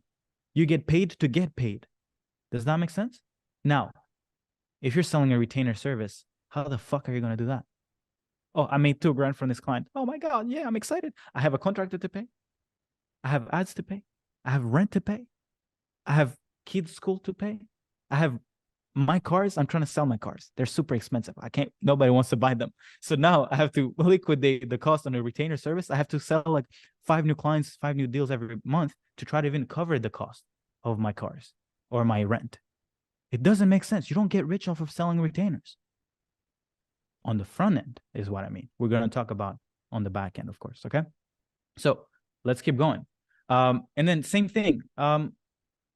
Oliver serving lead gen agencies went from $500 to selling 5K up front. That's 10x efficiency. The same work, the client who would pay him $500 is now paying him $5,000. And then if you look at here, this works also in ecom, 9.5K done plus 10%, right? So coaches and consultants, Alex Pivinsky, 15K offer. She was not able to do 15K because the bank was rejecting the payment. You guys need to be charging so much amount of money that the bank cancels your offer. You're trying to charge your clients. If the bank has never canceled your clients trying to pay you, you're not charging enough money. Okay. Oliver, is Oliver still here? Is this good, guys? Are you guys enjoying the presentation so far? You got to unmute Oliver. Oh, there you go. Yeah, I'm good. I just did it. Hello, hello. Hello, There hello. go. All right, beautiful, beautiful. Okay, so I want to kind of like yeah, please drop comments, drop your feedback around today's chat. So I want to get Oliver in and just talk a little bit about Oliver. What I would want you to describe is essentially the transformation or kind of like what you realized, because really when you joined the program, what we really did for you is first thing that we did, which was change your offer and build a better offer. Mm-hmm. I mean, that changed everything in your business. So I'd love to kind of like share before what you were doing and now how your business, how it has essentially impacted every single thing, not just, okay, you're making more money, but like how has your current backend changed and the way you run, how much you work from just changing and to a build and release offer on the front end? Yeah, 100%. So I started maybe like 3-4 months ago. So I am relatively new to this space. I wasn't like super confident in myself. I'm like, I would see these big boys, these big players like storage charging 10 grand up front. I'm like, what the hell? How can they justify that amount of money? So I started off charging 500 for my services, and it was basically like coaching for agency owners, like people wanting to start online businesses.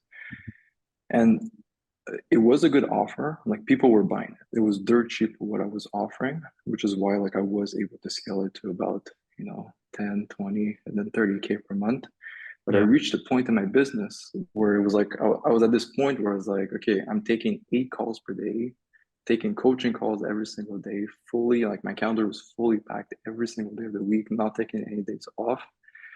And because I was charging 500, I had zero leverage whatsoever to actually hire a closer, because what closer is going to work on a $100 commission basis, and then I didn't have enough money to hire coaches to help me with fulfillment, so I had to do it. So I was basically paying everything with my own time instead of hiring other people and sort of doing it that way. So at 30K, that's where I sort of reached that bottleneck where I was like, fuck, okay, I'm making 30K per month, I'm balling, like if someone asks me like, oh, how much money you're making, I say 30 and they think I'm the man. But once you actually see what it's like to run a 30K per month business on a low leverage offer, you're like Serge explained, you're basically like a prisoner to your business. Where like if something happens to you, God forbid, your business goes upside down, and there's no one that can basically take over for you. So yeah. And when you joined, did you know that it was your offer the issue? Did you have a little bit of awareness like, okay, I want to work with client acquisition area because I think I need to switch my offer? Or were you thinking like, oh, I just need more calls, more clients? Like, what was the thought process before you joined?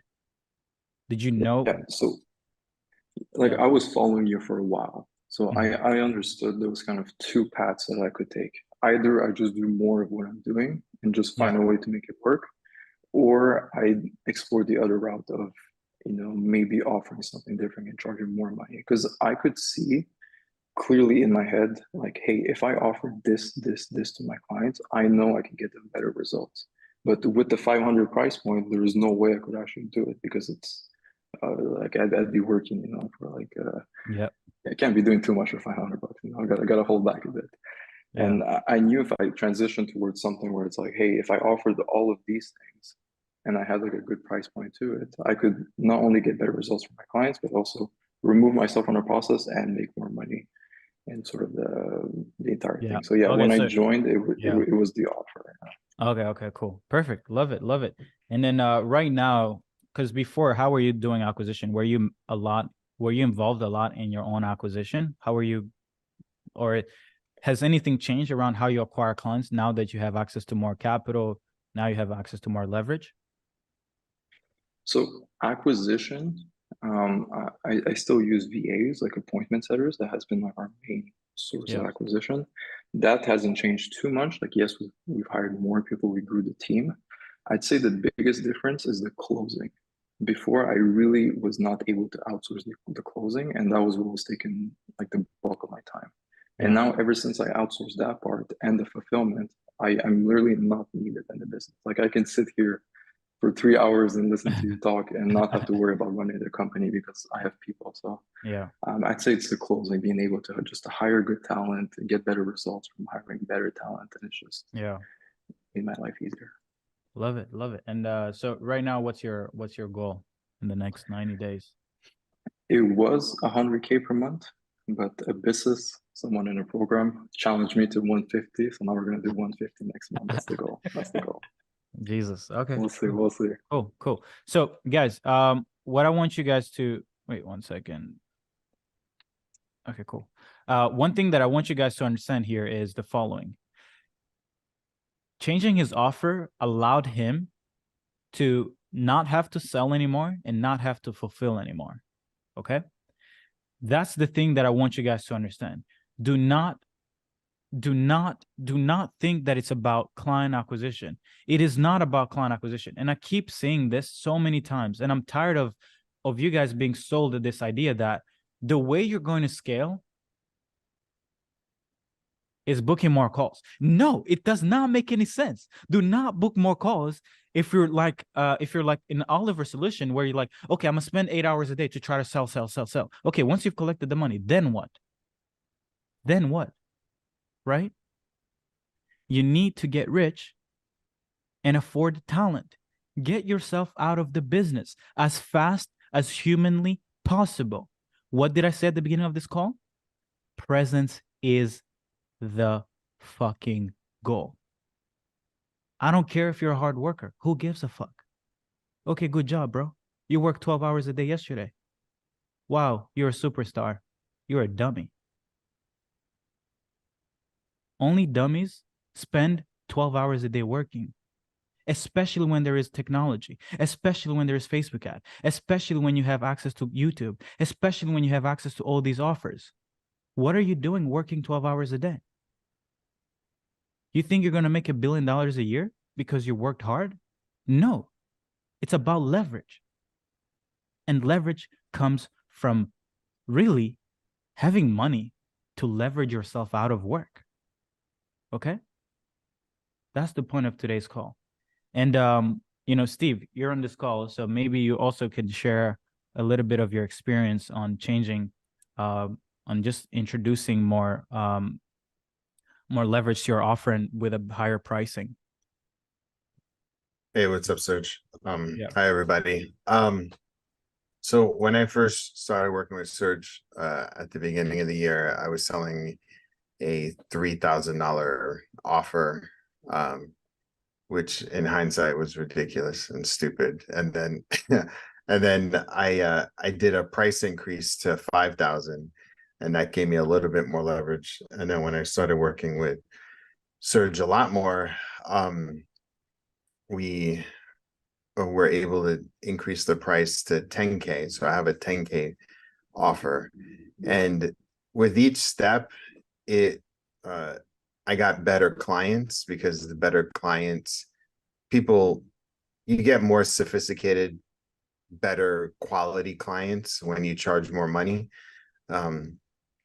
And maybe some of you are like, all right, so how could I go ahead and actually charge a higher ticket. And it's because, like Serge said, you have to really solve all of the problems that your customer is having. And if you can anticipate the problems that your customer is having from every angle, then they're going to say yes. And even if they say no, they're going to be dreaming about how to say yes to you, because you are solving every part of their business problem. And so, yeah, I have a higher ticket product right now. It's a 10K. It is, I think, the best solution on the market for my industry. And when you have a higher ticket, when you have a higher ticket, I feel really confident behind it. So Yeah. anyway, do you want to share what your niche is? Because a lot of people may not know. yeah. So I work with woodworking, lumber, sawmill, Yeah. contractors. Yeah, because a lot of people may just be confused and think that, okay, these higher ticket offers may just work in like people who are in the working online type of space. But no, guys, this works in whatever industry you go. You go after contractors, charge them shit ton of money, right? You're going after dentists, charge them a shit ton of money on the front end. And because guys, you don't expect that a $1,500 a month subscription retainer as a dentist or as a contractor that is going to change your business around. No one who charges $1,500 is going to make you $100,000 a month. Like, you can put it a million different ways. Price dictates the perceived value. I'm sure you guys have seen that $600 bottle of wine. Is wine really worth $600? But do you know what? The billionaires, when they go to dinner, they're like, hey, what's the most expensive wine here? They're expecting it to be good. But just because they paid a lot of money, they're like, oh, it's actually better. No, it is not better, man. Buy that $11 at the 7-Eleven in your at the corner store, right? So by charging a lot more, it actually positions yourself. It kind of like, it changes the perspective of the process. They're like, what? Why would this person be charging this much of money? Right? So, and one thing that I want to share for Steve is that with a 10K offer now, if clients need short form content, do you guys know what he does? Steve goes and finds a short form content agency owner. He's like, hey, I need you to deliver for my clients. Here's 2.5K. Deliver on these shorts. So now Steve is leveraged because he knows nothing about shorts. But guess what? He can still deliver shorts for his clients because what? He can afford to pay anyone to do shorts on behalf of his clients. Steve doesn't know how to set up GHL. He pays someone to come in and done for you build for cheaper, because building GHL is a commodity, right? Pays them a little $500, a little $1,000, launches. Steve wants his clients who paid him 10 grand to launch their ads, finds a contractor who can do media buying for $500, $2,000 a month to deliver and set up all the ads for all his clients. So now for 10 grand a month worth of salaries, he can deliver on what? 100 grand worth of new revenue. Do you guys see it now? You need money to remove yourself and give your clients better results. Okay. So, the next topic is going to be, I want to show you guys real quick. I want to show you guys how Hermoses did the thing with this offer, essentially. I want to show you guys real quick.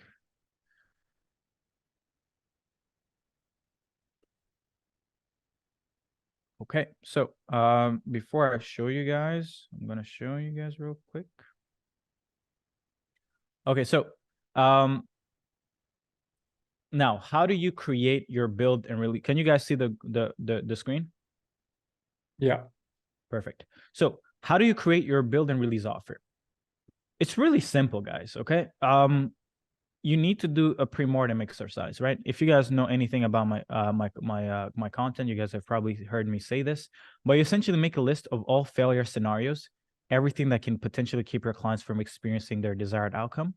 And on the side, list mechanisms that would keep each failure outcome from ever happening. So the industry that they use this in is like the healthcare industry. So let's say someone gets goes through a surgery, and then they die, right?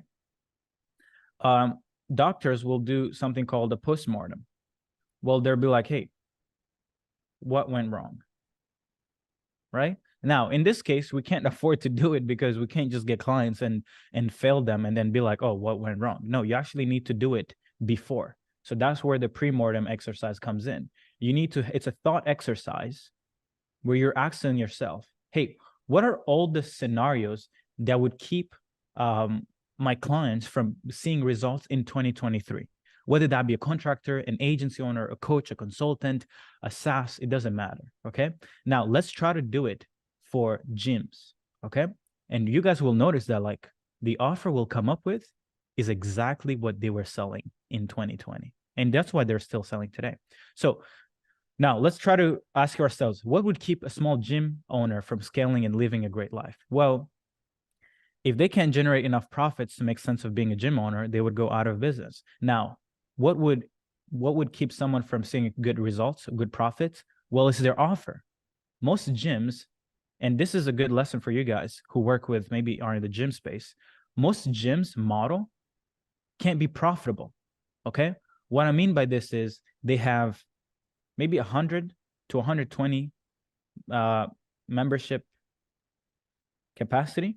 So that's their capacity. So they can only tolerate or accept, handle 100 to 120 members. And this is like micro gyms. This is not like the Lifetime Fitness or whatever they call those gyms. So now if they're charging $100 per client or 125 a month, this is what ends up happening. The most they'll ever make is what? Like 12 grand to 15 grand a month, right? But the thing most people don't understand is they still have payroll to pay. So let's say 2.5K on salaries. They still have to pay rent, 3K on their gym facility. They still have to pay what? 1K on ads. They still have to pay what? 1K on miscellaneous stuff.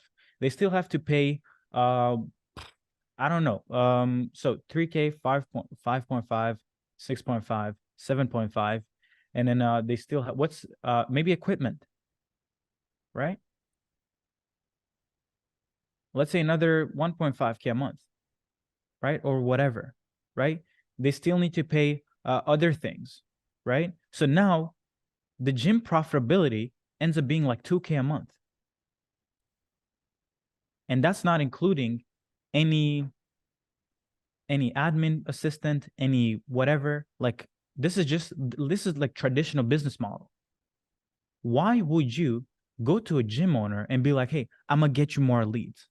It doesn't matter if you get them more appointments, more clients, their business breaks, because who would like to run a business only to make 2 grand a month, 20 grand a year, or 30 grand a year running a business? That's not a business. That's worse than even doing a job. So that's what, that's the first thing that the Hormozi were looking at. Like, hey, it doesn't matter if we can get leads and deals for these people. They just will never make enough money to sustain, keep to constantly be acquiring clients. So that's the first issue with most gyms. And that's the main issue with what? Most agencies, they're just selling retainers left and right, not understanding that eventually when you get enough client and you hire enough contractors, enough employees, you won't be making enough money. And that's where most people just go out of business. So that's the first issue. Now, if they can generate enough lead flow, that would also be a problem. If they can get leads to show up, that would be a big problem. If they can get leads to close on the phone, that's a big problem. If they can deliver quality experience service to new members, that's a big problem. Can't get members to stay after a few months, that would be a thing that would keep them from seeing success, okay? Now, who wants to see the offer by Hormozi going over exactly what I just covered? Put it in the chat. Just drop a chat. I'm going to show you guys right now. So I'm going to show you guys the offer. And funny enough, this is going to be exactly what I'm trying to show you guys, okay? So check this out. This is an ad from 2020. This is not new. And I want to show you guys exactly how they were positioning it, okay? So let's look at the first one. I'm going to change the audio so it's computer so you guys can hear it. You guys put in the chat if you guys can hear it, okay? Gym owners and experienced fitness professionals, we've gotten tons of questions about our new performance partnership model for taking people online. All right. It's very simple. We do just about everything. You do one thing and we split how much you make on the first month. It's very easy. So we'll run the creative, the ad, the copy, the images. We'll build the pages to collect the opt-in. We'll get them scheduled, and then we'll continue to work the leads to get them to show up for a phone appointment with you. This is the only piece that you do, which is sell them a free trial. After you do that, we split this first month. From this point going forward, you get every single one of the billings after that. Sound fair? Now, on top of that, you might be like, how do I actually fulfill these people? How do I know they're going to stay? How does it work? We built an automated fulfillment system where 80% of all of this is automated. So the workouts, the nutrition, the accountability, the messages, all of that is self-contained.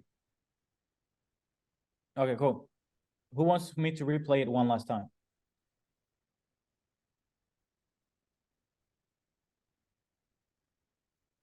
You want me to replay it? Okay, cool. Let's replay it one last time. Gym owners and experienced fitness professionals, we've gotten tons of questions about our new performance partnership model for taking people online. All right. It's very simple. We do just about everything. You do one thing and we split how much you make on the first month. It's very easy. So we'll run the creative, the ad, the copy, the images. We'll build the pages to collect the opt-in. We'll get them scheduled, and then we'll continue to work the leads to get them to show up for a phone appointment with you. This is the only piece that you do, which is sell them a free trial. After you do that, we split this first month. From this point going forward, you get every single one of the billings after that. Sound fair? Now, on top of that, you might be like, how do I actually fulfill these people? How do I know they're going to stay? How does it work? We built an automated fulfillment system where 80% of all of this is automated. So the workouts, the nutrition, the accountability, the messages, all of that is self-contained. All right, cool. Now let's go back to it. So as you guys, Your mic, Serge, it cut out.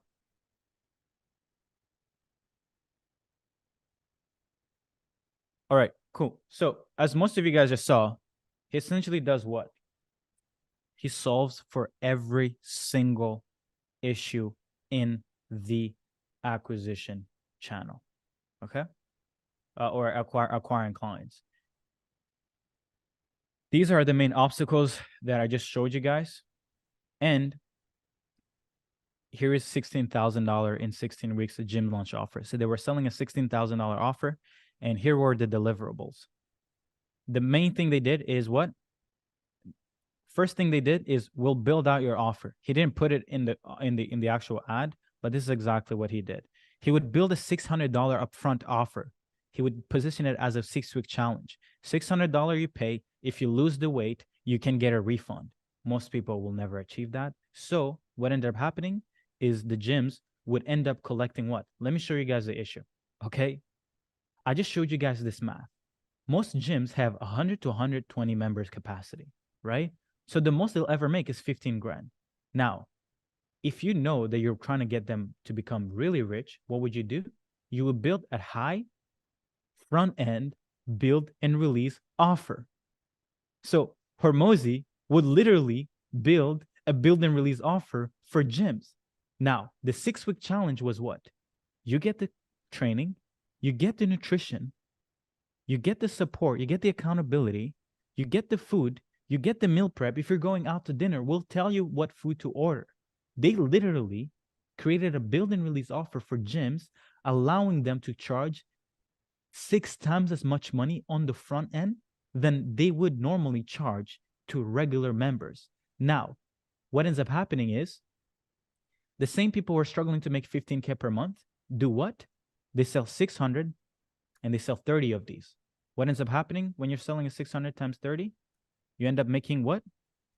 18 grand on the front end.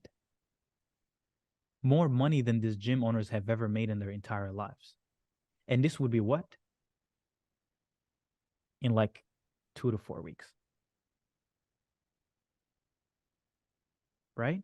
So Hormozi would increase the profit of these businesses, because it doesn't matter how Hormozi was good at getting leads and appointments. And this is the thing that I want to push down everybody's mind.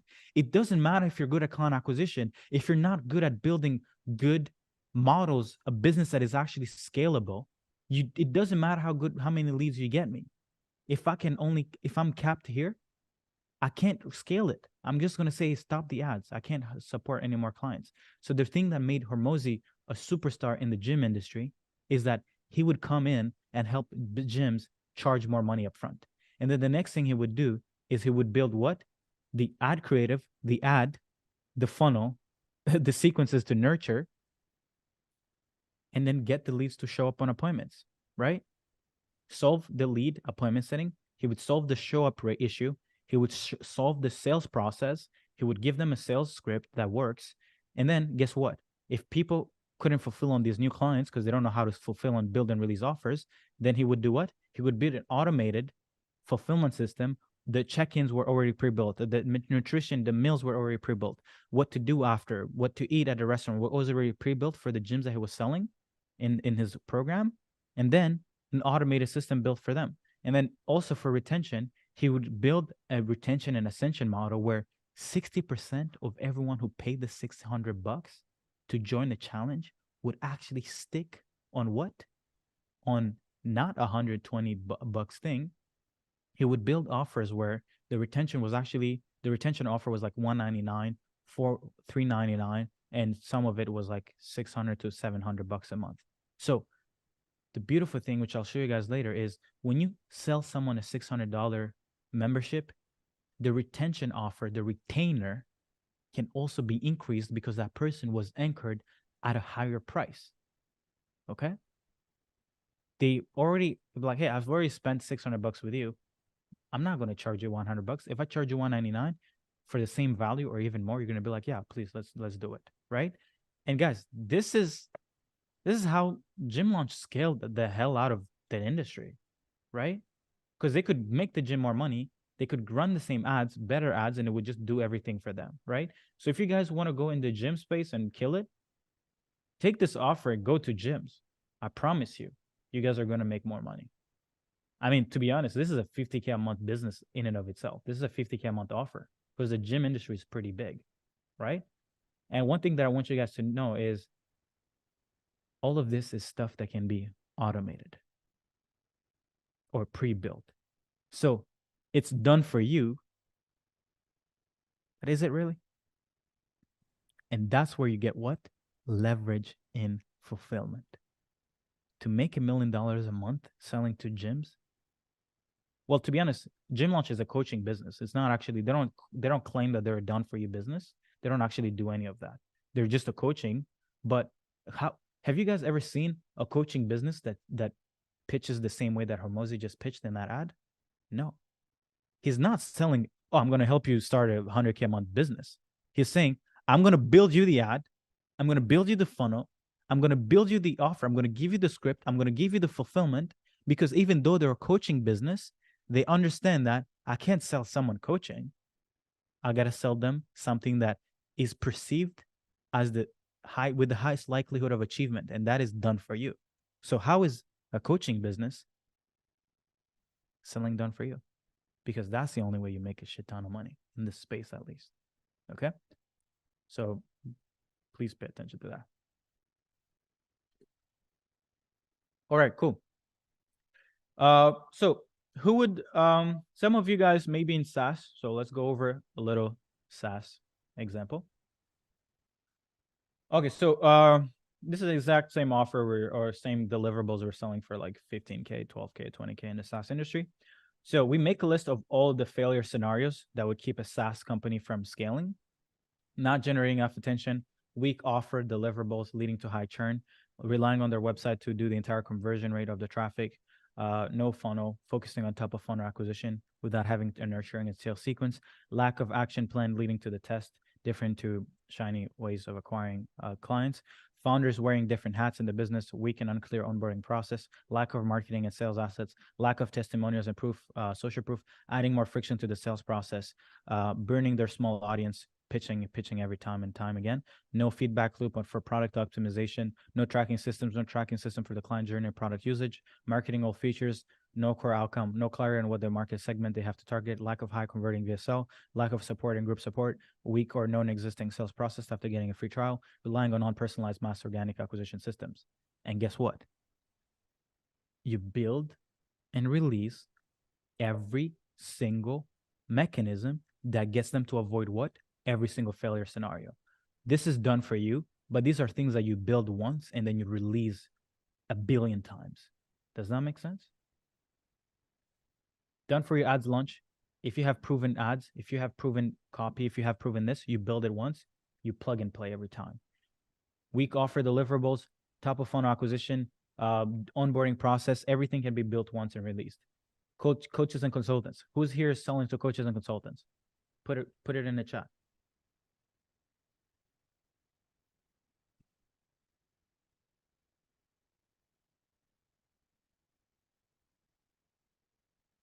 Cool. So most coaches and consultants, in my opinion, their offer is shit. If I was okay, so first of all, most coaches and consultants, or most coaches really, they sell things they want to sell. If you're a coach on this call, let me give you an advice, okay? Nobody cares, okay?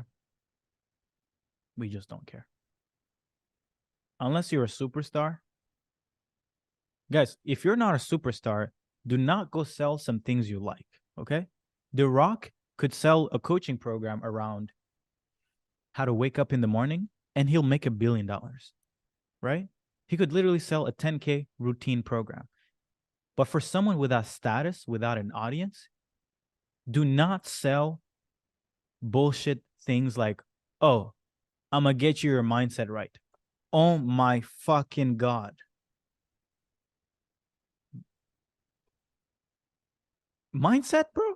Are you serious? If Iman Gadzhi sells mindset, yes. Why? Because he has 15 models who follow him around. He's buying every car every week. He's buying a Richard Mille every week. He has he's flying to Cape Town, and he's flying to Dubai, then he's going to an island, he's on a yacht for the summer. I want his mindset. If you don't have that positioning, you do not sell things that have no direct like it doesn't have a direct ROI. Okay? If you want to do that, achieve amazing level of success, then sell some whatever you want to sell. Okay? That's why most coaches are broke and only 1% make billions and billions of dollars every year. It's not about the thing you sell, it's your positioning. But for us, for me, I'm selling problems. I'm like, hey, you don't have calls? I'm going to get you the calls. I'm like, hey, you work with me, I'm going to add 50 grand a month in the next 90 days. Hey, maybe I have some status a little bit here and there, but I'm not yet at the point where I want to sell mindset. I'm not there yet. Okay. I don't know if enough people like me. Okay. So that's super, I think, guys, sell like tangible, like you want to sell something that is undeniably valuable. Okay. And I think growth is undeniable. Okay. So now, most coaches and consultants, if I was to start working, if I got into a business, I'll be like, hey, let's change your offer. Let's do something to build and release. Even if you're coaching, the same way that Hormozi was coaching gyms on how to scale, I would position it as a build and release. So the first thing here I would put, which we haven't put here, is change their offer to a build and release. And guys, I'm giving you guys the build and release framework, so you guys just copy and paste, go make your money. And then the next thing is lack of attention. They need to at least be getting to 300 to 1,000 people a day. Right now, we're recommending content and ads, right? Which is a little, something that's leveraged. I don't suggest you guys go the route of building outbound teams because it's super complex, okay? I wouldn't get you. Unless you have a really good team, you're not going to be able to build. Because for us, we got to a point where we're placing 100 setters a month. And that requires, again, like I said, operational excellence. So do not place setters. Lack of attention. So content and ads, super easy. Owning attention, lead magnet, email list, Facebook group. So I'm actually tomorrow, I'm going to be showing you guys how you can build a funnel to own all the attention, all the data from Facebook. Not having a nurturing sequence, build email sequences, case studies, content, CTAs, call to actions in a sequence. We have a quasi-periodic email sequence that we build for our clients. Low quality leads coming through. Improve targeting, messaging, qualification questions, qualifying through DMs, never waste time with an unqualified prospect. Struggling to convert and handle all the attention. Place one growth specialist do some retargeting ads, and do some SMS. Inconsistencies in lead flow, paid ads, and outbound setting. Struggling to deliver and retain clients, consulting their offer and their delivery process. Help them build and release offer. Charging too low ticket, consult them on pivoting their offer and turning it into 10K upfront offer. Not having enough time to create marketing assets, take the lead on this. Create ideas, create the lead magnets, create the 2 steps, the attention generating sales assets. Okay. Not being able to sell, place a closer, right? Guys, for us right now, every client in GCP, we're actually removing them from selling. I genuinely believe that although sales is amazing, you should stop burning all the leads you're acquiring. Stop selling if you know you're shitty at closing. Stop that. Give someone the ability to collect the money for you, and just charge enough money where every close that happens, that guy makes $1,000. And I promise you, that person, that girl, that guy is going to be so much greater at cash collecting on that call. Okay. So for us, if you ever work with us, we're actually going to help you remove yourself from selling. No more. I don't care. I don't really care, because at the end of the day, you're trying to build a business. So why would you care about becoming a great salesperson? Right? So let's just become leveraged. Too many paths. Well, build a game plan for that prospect, for that client. Okay. Local and solar. So this is an example of a solar build and release offer. So the solar industry, maybe they're not getting enough leads, not struggling to get leads into qualified appointments. So you would build a done-for-you qualification process, lead opt-in, call, qualify appointment. You would build like an infrastructure, maybe one GS, one setter can take care of getting all the leads that come in to qualify them, right? Not following up with the leads, done for your follow-up. So this could be automated. You can also have one setter, that same setter solve that issue. Leads not showing up to appointments, done for you 90, 60, 30-minute call reminders. Long sales cycles from lead to close. It takes a lot of time. Scheduling in the highest quality leads for your clients and removing window shoppers. No organic presence.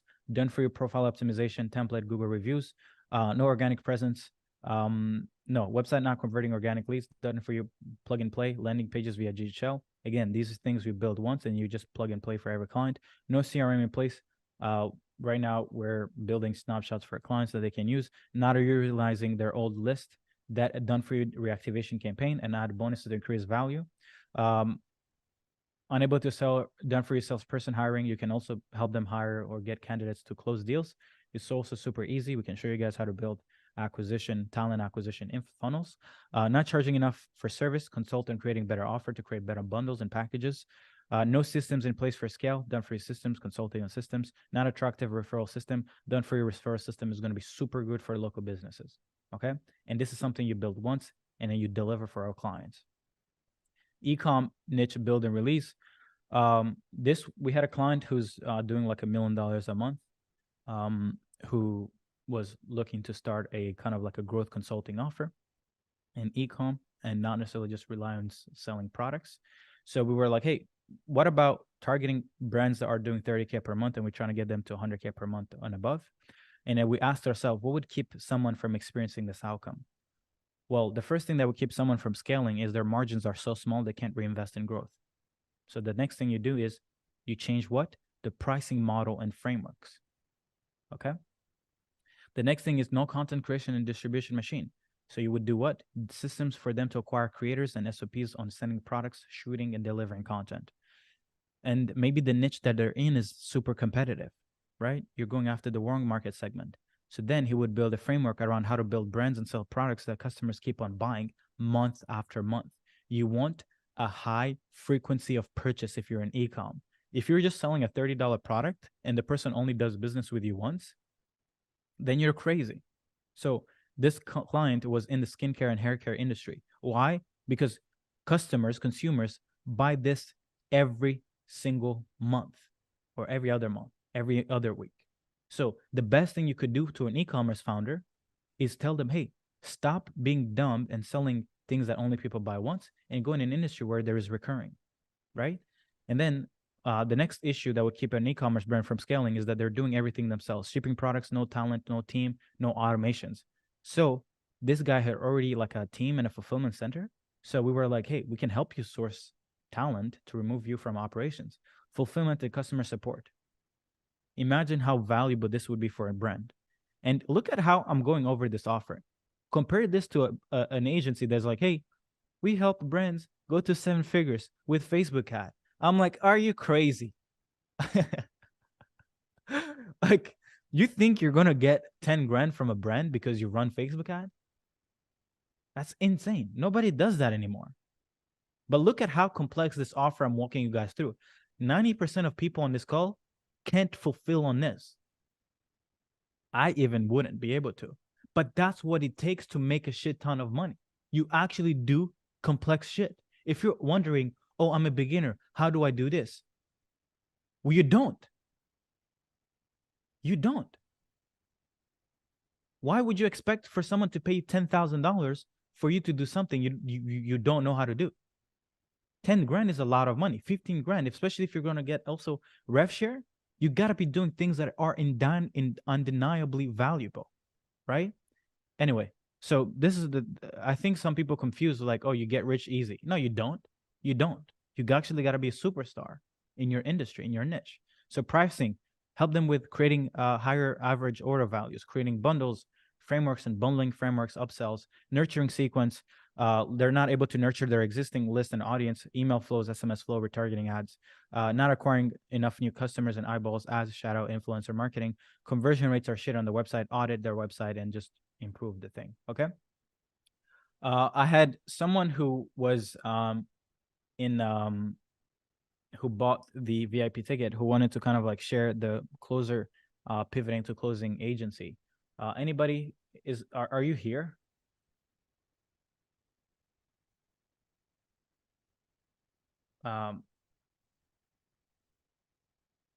Yeah, someone, Basil just said, Bazel just said, screw growth creating. I want to know how to collect 30 mil from a course like Iman Gadzhi. We're going to be talking about audience building, because you don't make 30 mil off a course unless you have leverage. And the reason why Iman is leveraged is because he eventually started by actually being good at something. He didn't just become a YouTuber and just, no, he actually built a business, right? So you don't go from, and also this is the thing, the same way that you're not going to deserve 10 grand for doing nothing is the same way that you're not going to build $1 million subs or even 10,000 subs on YouTube being worthless. So there's no skipping being good. The price of having a following, the reason why we had 300 people on this call is not because I'm out here YouTube just reading books and then like putting a camera in the webcam on the Google Docs and getting people here. There's 271 people on this call, guys. You guys had other things to do. But the reason why you guys value being here is because you guys believe that the time invested in being here is going to be worth it. There's no cheat code to that. You actually got to be fucking good to get 271 people listening on a call for 2-3 hours. So Basil, you're like, you want to make 30 mil? Are you worth the attention? I don't know. You tell me. Are you worth 30 mil? Sorry. So you actually got to be worth it. There's no cheat code. So this, I'm probably going to be talking about it maybe on a VIP day, right? Cool. So now, how do you sell this?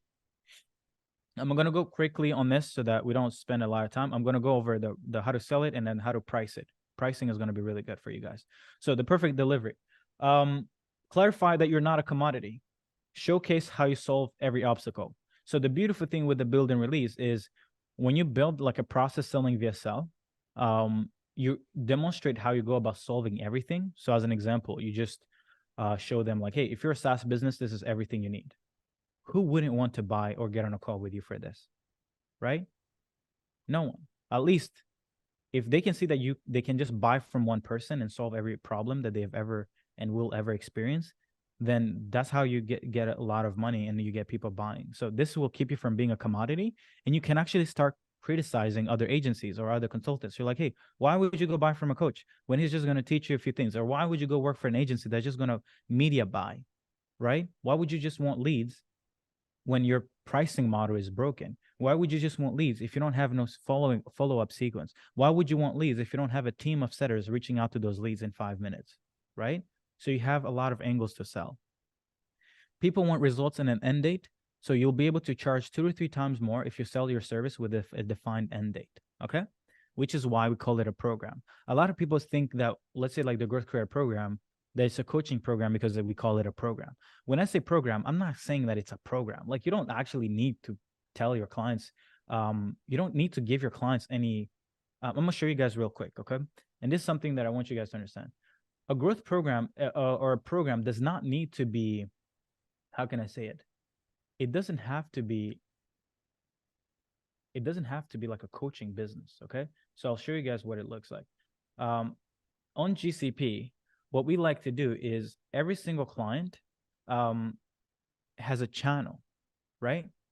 So what this means is you're not working with, it's not like a group coaching, right? Even though we're leveraging information, like Oliver still has content to go learn, right? Everybody has to go learn stuff. But what's beautiful is we're also working one-on-one with each client, with each brand, so that we can scale them, right? So have access to growth consultants. So it's not a coaching program. And this is where I want you guys to understand, just because I'm getting you guys to do a build and release offer, I'm not saying become coaches, okay? I'm generally saying the program is just a defined end program, right? And launch date, September 22, leads generated 271, total calls booked 65 calls since in the last 10 days. This is what you guys want to see, okay? Anyway, I'm not trying to sell you guys yet. I'm gonna sell you guys at some point though. All right, cool, perfect. So check this out. Bonus stack. Most prospects will come in for one thing. So as an example, when we're selling calls, we're not selling this whole thing. Like we're not saying, oh, we're gonna get you all this. No, because people would get overwhelmed, right? But when they get on a sales call, what you want to do is you want to like unbundle and showcase each deliverable as a separate mechanism. This will increase the perceived value of your offer. So what do I mean by that? Okay. Well, you can go to a SaaS company and be like, hey, done free ads and launch and management would cost you $3,000 a month with an agency, right? Done for you landing page build would cost you another 2.5 or 3K. Done for you sales process and funnel building would cost you what? Another 10K or 5K. Done for you acquisition, done for you social optimization, VSL structuring, free trial, member community building, appointment setter placement. If the SaaS founder tried to hire and buy these services separately, they would end up spending $50,000. Okay, so that's where when you anchored them on the real cost of trying to buy every single mechanism outside, it would actually end up being super expensive. So you stack the bonuses, and that's why when I say when you go pitch the 15K offer, it is actually a steal for them. Okay. And then you also want to add scarcity, clarify that there is limited supply, because you generally cannot help everyone. You can't just, it's not a course. It's not like you can just sell 50 people in a month and make 500 grand and be like, oh yeah, I'm dialed in. No, you're not going to be able to fulfill. So you can just say, hey, we can only onboard one new client per week, because it takes, let's say the build and release takes like 2 to 4 weeks. Okay. Urgency. When you make the offer, you want to say, hey, we just got off a call today. Instead of you being 20K, you can get started at 10K, and we can just get started on percentage performance for the following 2 months, right? So let's say you sell it as a 90-day thing, and then upfront is like 15K, and everything else is on performance. Or you can also sell a retainer if you want. But you can just say like, hey, if you don't want this offer today, when you come back, it's going to be 15, 20 grand. So it's up to you, right? And when they do come back after the offer has been made, you generally charge the 15, 20K offer. You do not, it's not like fake scarcity or fake urgency. You generally increase the price on them, okay? Guarantee. Provide a conditional guarantee if after 90 days we have made, if after 90 days we haven't made you your initial investment and we've implemented every mechanism, we'll happily refund you. The importance with conditional guarantee is the following. You don't want to be like, oh, we're just going to do a build and release, and every time you buy it, you're going to be successful. No, you want to be like, hey, this is everything we're going to build. These actions need to happen in order to make it inevitable for these outcomes not to happen. If any of these conditions are not met, the condition doesn't apply. The guarantee does not apply. That way, it protects you, the agency, the consultant, the growth, whatever. And it also keeps the client accountable. Be like, hey, we need to create a VSL. If the VSL has not been created after 90 days, you don't refund them because they did not deliver on the thing you said that was required. If they don't get a setter reaching out to every lead in 5 minutes, the setter that you place in their company, that is not your problem. Okay? So that makes it so that you're giving them a no-brainer offer on the front end, but you're also protecting yourself on things that are not being done. Okay? And that's how you kind of like protect yourself. Cool. Does it make sense? Leave a chat if it makes sense on how to kind of like sell it. Cool. Pricing structure. Here's the following. Pricing, media buyer. So essentially, this is how you could kind of like position it is like if you need a media buyer, if you need VAs, if you need marketing, a branding consultant or agency, 8K if you need someone to dial in your operations, if you need someone to build your 7-figure systems. So you're really delivering a lot of value for just 15K, right? Now, due to how much value is in the build and release offer, you can ask for a lot more, right? A lot more money. Now, how do we justify charging someone 10, 15 grand upfront plus a percentage or a retainer on the back end? The answer is potential. We charge 10% of the potential of the infrastructure and the probability of experiencing the outcome. What does that look like? And guys, please pay attention to this because if you want to start charging a lot of money, you're going to need to understand this. You want to do the following math. So let's say you guys come in and like you guys join GCP, okay? And I know that if we give you guys a build and release offer and we launch your ads, we place the setter in your businesses, we help you guys set up your systems, okay? I know that I can easily add you guys an extra 25K per month in the next 30, 60 days, okay? What I will do is I will times that by 12 months. And then I'll go to you guys and be like, hey, easily, like the lowest bar, I can add an extra 300K a year for you if we implement everything. But I know that not every client is going to be able to add 300K. So I come up with the probability of like, hey, maybe, but we know that at least half of everyone can achieve it if we implement everything. So now what ends up happening is we come up with this formula. Yearly revenue potential times probability of outcome, okay? Then we charge 10% of that upfront fee for your build and release.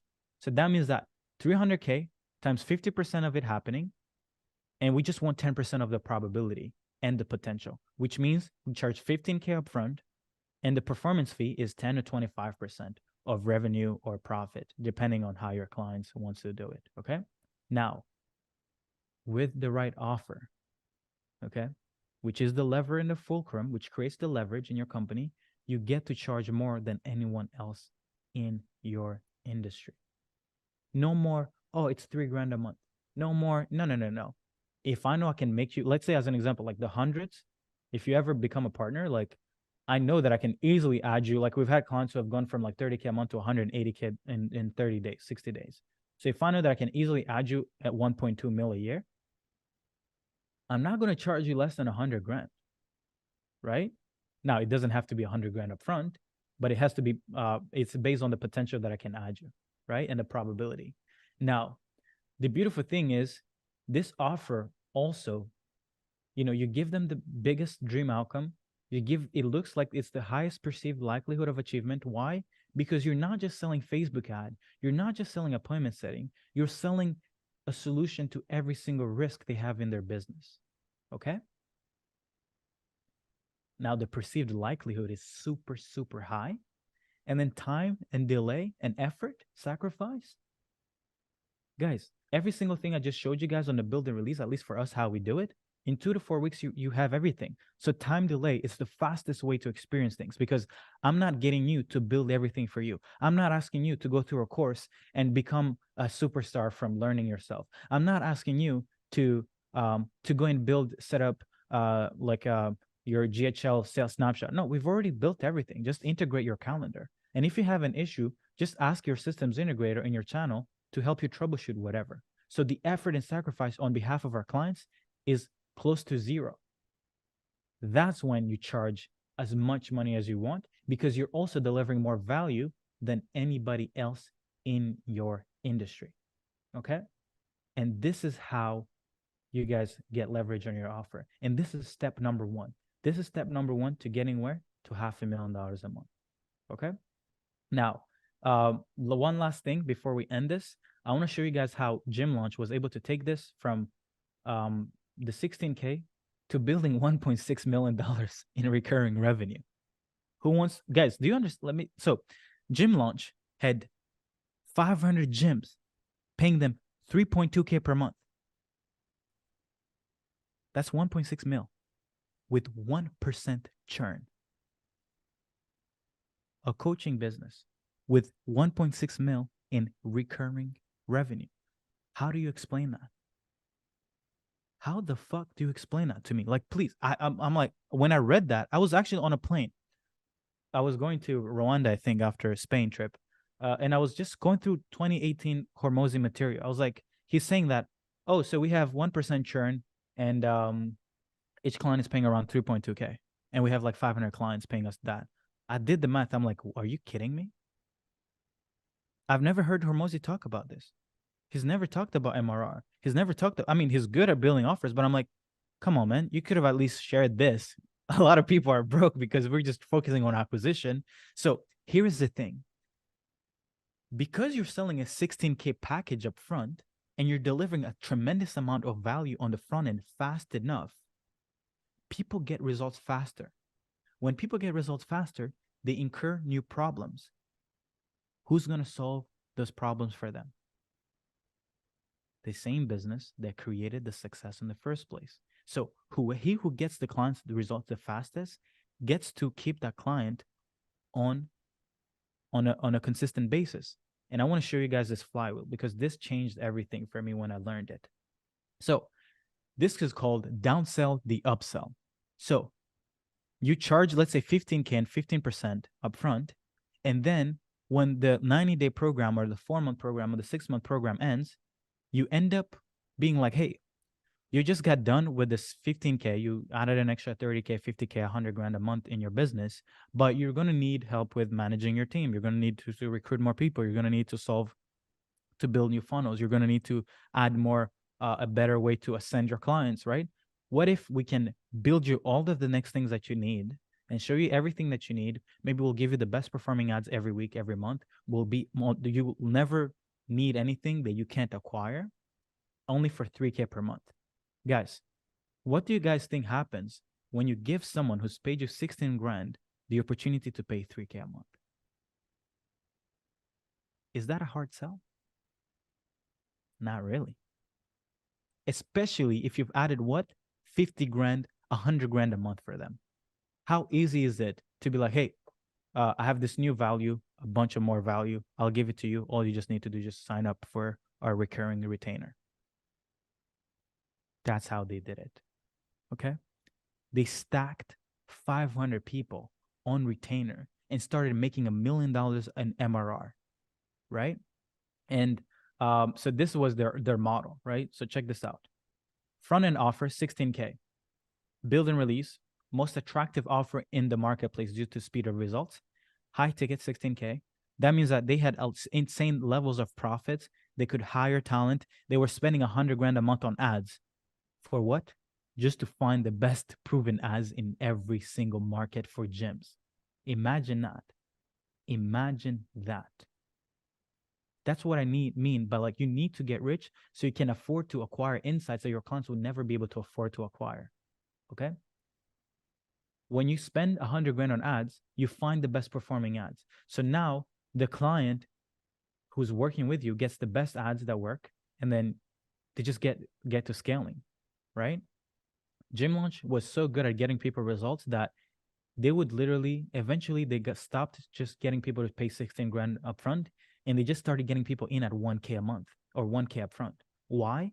Because they had so much retention going on that they didn't actually care how much profit they were making on the front end, right? They reduced they lowered the barrier of entry. Now, I don't want to confuse you guys with all this stuff, but for now, just know you need a build and release offer, get people a shit ton of results, and then you want to offer them retention and continuity, which they built a second layer of their offer, which called Gym Lords.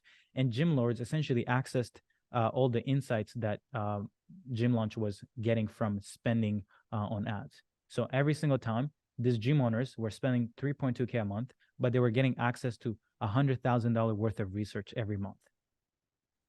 And that's why they had 1% churn, because every week, every month, they get access to new value. Okay. And then this is how they were able to stack. But the mistake that I want you guys to understand, this is the mistake with most businesses. They try to get people on the retention right away. You try to get people on retention right away, but your retention offer is not even that fucking valuable.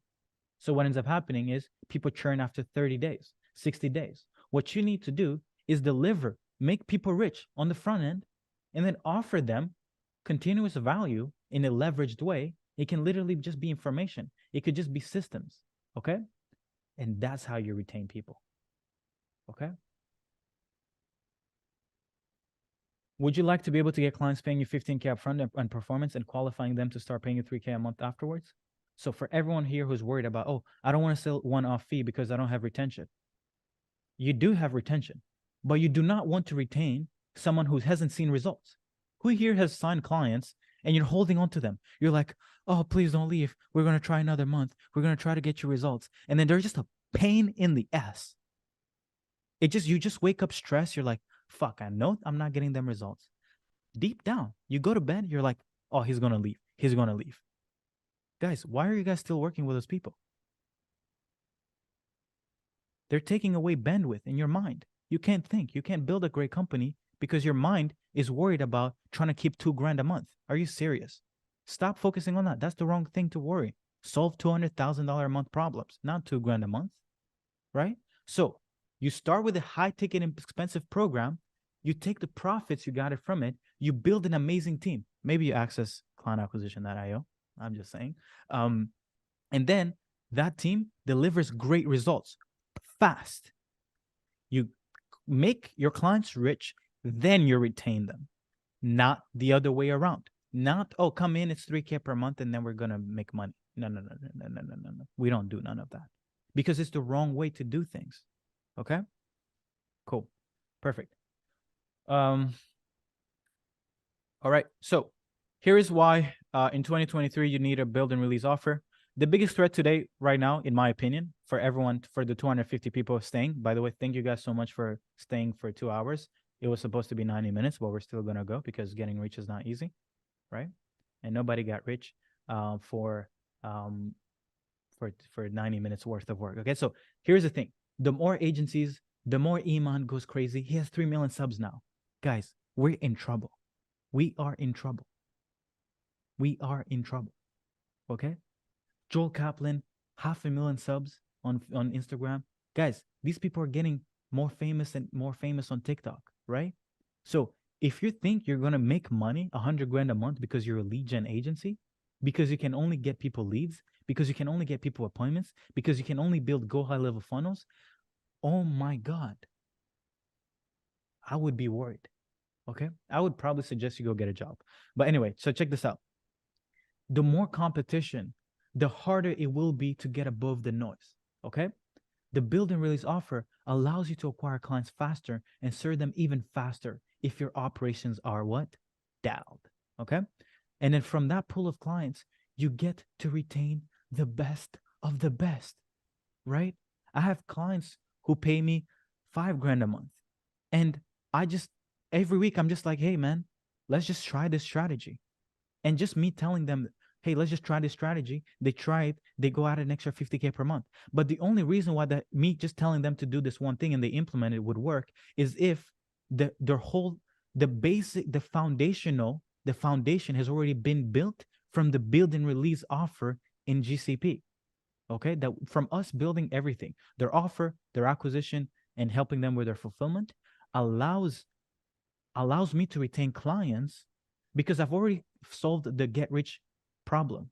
Now it's about let's now build sustainability. Okay. Cool. And then the old model of selling retainers isn't sustainable because the cost to acquire a client is going up faster than the market's financial capabilities. Guys, we are in a recession. I don't know if someone hasn't told you guys, but it's getting harder to collect a lot of money from people. So if you're just thinking that you're just going to charge $3,000 a month and you're going to take 1K of that and spend on ads and acquire the next client, it doesn't work like that. Eventually, the cost to acquire a client will literally be thousands of dollars, right? So if you're just selling retainers, you make no profit on the front end. You end up with an average team that delivers average results. You lose your clients. You end up running after new clients as a temporary solution. And this is where you become. And this is where I was in 30K a month. If you're at 30K a month, I promise you, until you change your model and get profits on the front end, forget it. Just stop your business and just do something else. Just become a TikToker. You know, who are those TikTokers who keep talking and just get paid for making weird noise on TikTok? You have more probability of becoming rich off of that than selling retainers. So go dance. If you're a woman and maybe you're beautiful, just go on TikTok or do something like that. Okay. So check this out. What I want you guys to do is, so step one is stop the slavery flywheel, get off of it. Okay. You're not going anywhere. Good job. Just like I was in 2020, in 2021, I was proud that I had finally made 30K a month. Okay. I was like, wow, I just did it. But within me, I was like, oh my God, I have a bigger problem. I have such a big problem that I don't even know if this 30K a month business is worth it. Okay. So you stop that, go build and release. Okay. And then have a build and release, charge high ticket, afford talent. And then we're going to talk about ascension models eventually. Okay. So the homework is going to be do the pre-mortem exercise, find all the failure scenarios, and then hypothesize on the potential mechanism that can help your niche avoid failure scenarios. Okay. If you do this, make a video about it, and then go literally send it as a prospecting tool, right? And then tomorrow we're going to talk about how I accidentally made $1 million in 90 days with 6,000 subs. Okay. If you guys found this helpful, please let me know in the chat. How much would you charge for the whole e-com offer? Time invested must be worth it, especially at 3 a.m. Love it. I hope it was worth it, Alan. I need to figure out all things my prospects want and all the problems. Yep, that's the exercise. The guarantee is conditional to protect us, correct? If anyone needs a recording, bro, Vinay is trying to see. Vinay, why are you trying to make Vinay? Are you crazy? You're trying to make $2. See, you're focused around the wrong problem. You're trying to sell recordings. Come on, man. Sell, build, and release offers. Stop selling recordings of something that's gonna be probably almost free, right? See, you're focusing on the wrong thing, but maybe you're trying to be nice. Okay. Hey, Serge. So if I'm an absolute beginner, if you're an absolute beginner, join the Natural Born Leader community. I'm going to be dropping some programs to acquire skills because you're not going to be able to pull this off unless you understand some skills. How much does client acquisition cost? If you guys want to work with us, you guys can just message me on Instagram and then we can talk about this. And I'm not going to sell you guys. This is just generally, I just wanted to give you value today. Okay. See you in GCP. Yeah, hopefully one day you guys will come and work with us. Okay. By the way, GCP this month is actually we're starting a partnership. So that means that for GCP clients, if you guys ever want to join GCP, it's not a program. It's more like a partnership. So you get started. We build your offer. We build your acquisition, and we actually want to be involved in the upside. If we get you guys to 30K, 50K, 100 grand a month, we actually want a percentage of that growth. So we're not going to go with high volume of program people because I care more about finding really superstar talented entrepreneurs over selling a program, right? Like I don't want to churn through you guys. I actually would like for you guys, for us to build just the same way I build client acquisition that I do to $500,000 a month. Come work with us. Whoever is in the coaching space, whoever is in solar, whoever is in the SaaS, come work with us. We build out the offer, right? We give you the infrastructure and you just scale it to $500,000 a month. That's really where I want to go. So when you guys think of GCP, do not think this is a coaching program trying to be sold to you guys. It's not the case. I'm trying to get you guys rich so I can get rich and make sure I can take care of my team, right? But that's not the goal of today's call. Today's call was really about building release offers. And yeah, who's excited for tomorrow? The homework is just do the pre-mortem exercise, okay? If you want the recording of this, buy the VIP ticket, okay? Just can someone put the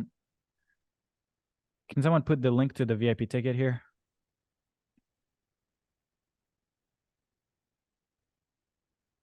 Just you guys can just go buy the VIP ticket and you guys will get access to the recording. It will be available. We'll try to get this recording up probably in the next 24 hours. And then for everyone who bought the VIP ticket, you guys will for sure get access to the recording, okay? And we'll also give you guys access to what? The Google Doc of everything that I'm kind of like building on, okay? Thank you guys so much for joining today. I hope I delivered.